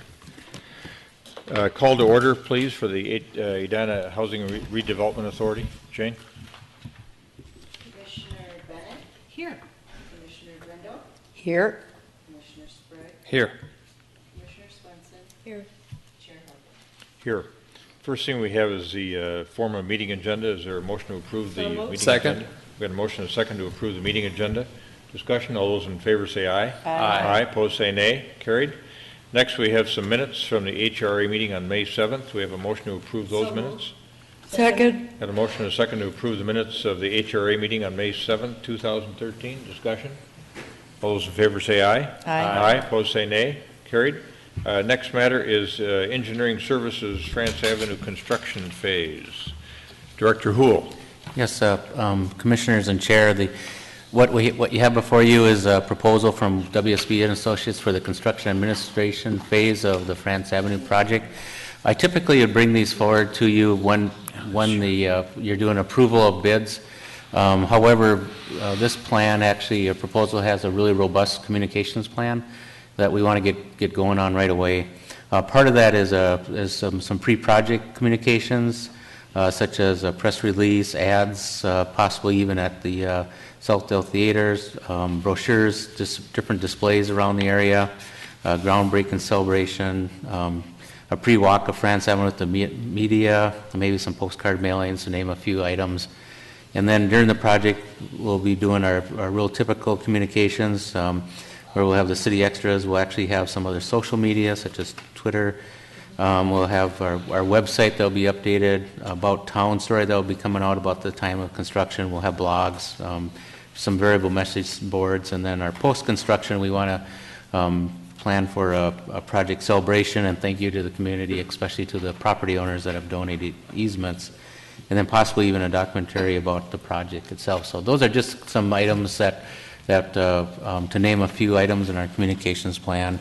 The estimated fee, which is hourly not to exceed, is $285,000. With that, I'll take any questions you may have. Questions for Director Houle?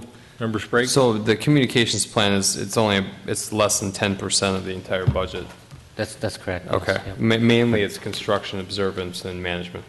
That's right. And the communications plan too, some of these other items like the variable message signs, those will be part of the construction costs that the contractor would be providing. Yeah, I think that's a good point Member Sprague's making. It's really about project management. As you said, communications is a small part of it, contract administration, and then some significant element of construction oversight. Right. And management there, signal observation and materials testing coordination. So a lot of different components to it. Any other questions for Director Houle? Is there a motion? So moved. Second. Got a motion and a second to approve the engineering services France Avenue construction phase contract with WSB and Associates, Inc. Further discussion? All those in favor say aye. Aye. Aye. Opposed say nay. Carried. And then we've got an identical resolution to the one we passed as a council, Resolution 2013-07 for the HRA, which has to deal with the tax increment financing district, setting a public hearing for that for July. Anyone have any questions on that for Mr. Neuendorf? So moved. Second. Got a motion and a second to adopt Resolution 2013-07. Further discussion? All those in favor say aye. Just to reiterate that I think we set July 16th as the date for the public hearing. Okay, thank you for that. All right, good. All those in favor say aye. Aye. Aye. Opposed say nay. Carried. Any other business for the HRA? None. HRA stands adjourned. And we are adjourned.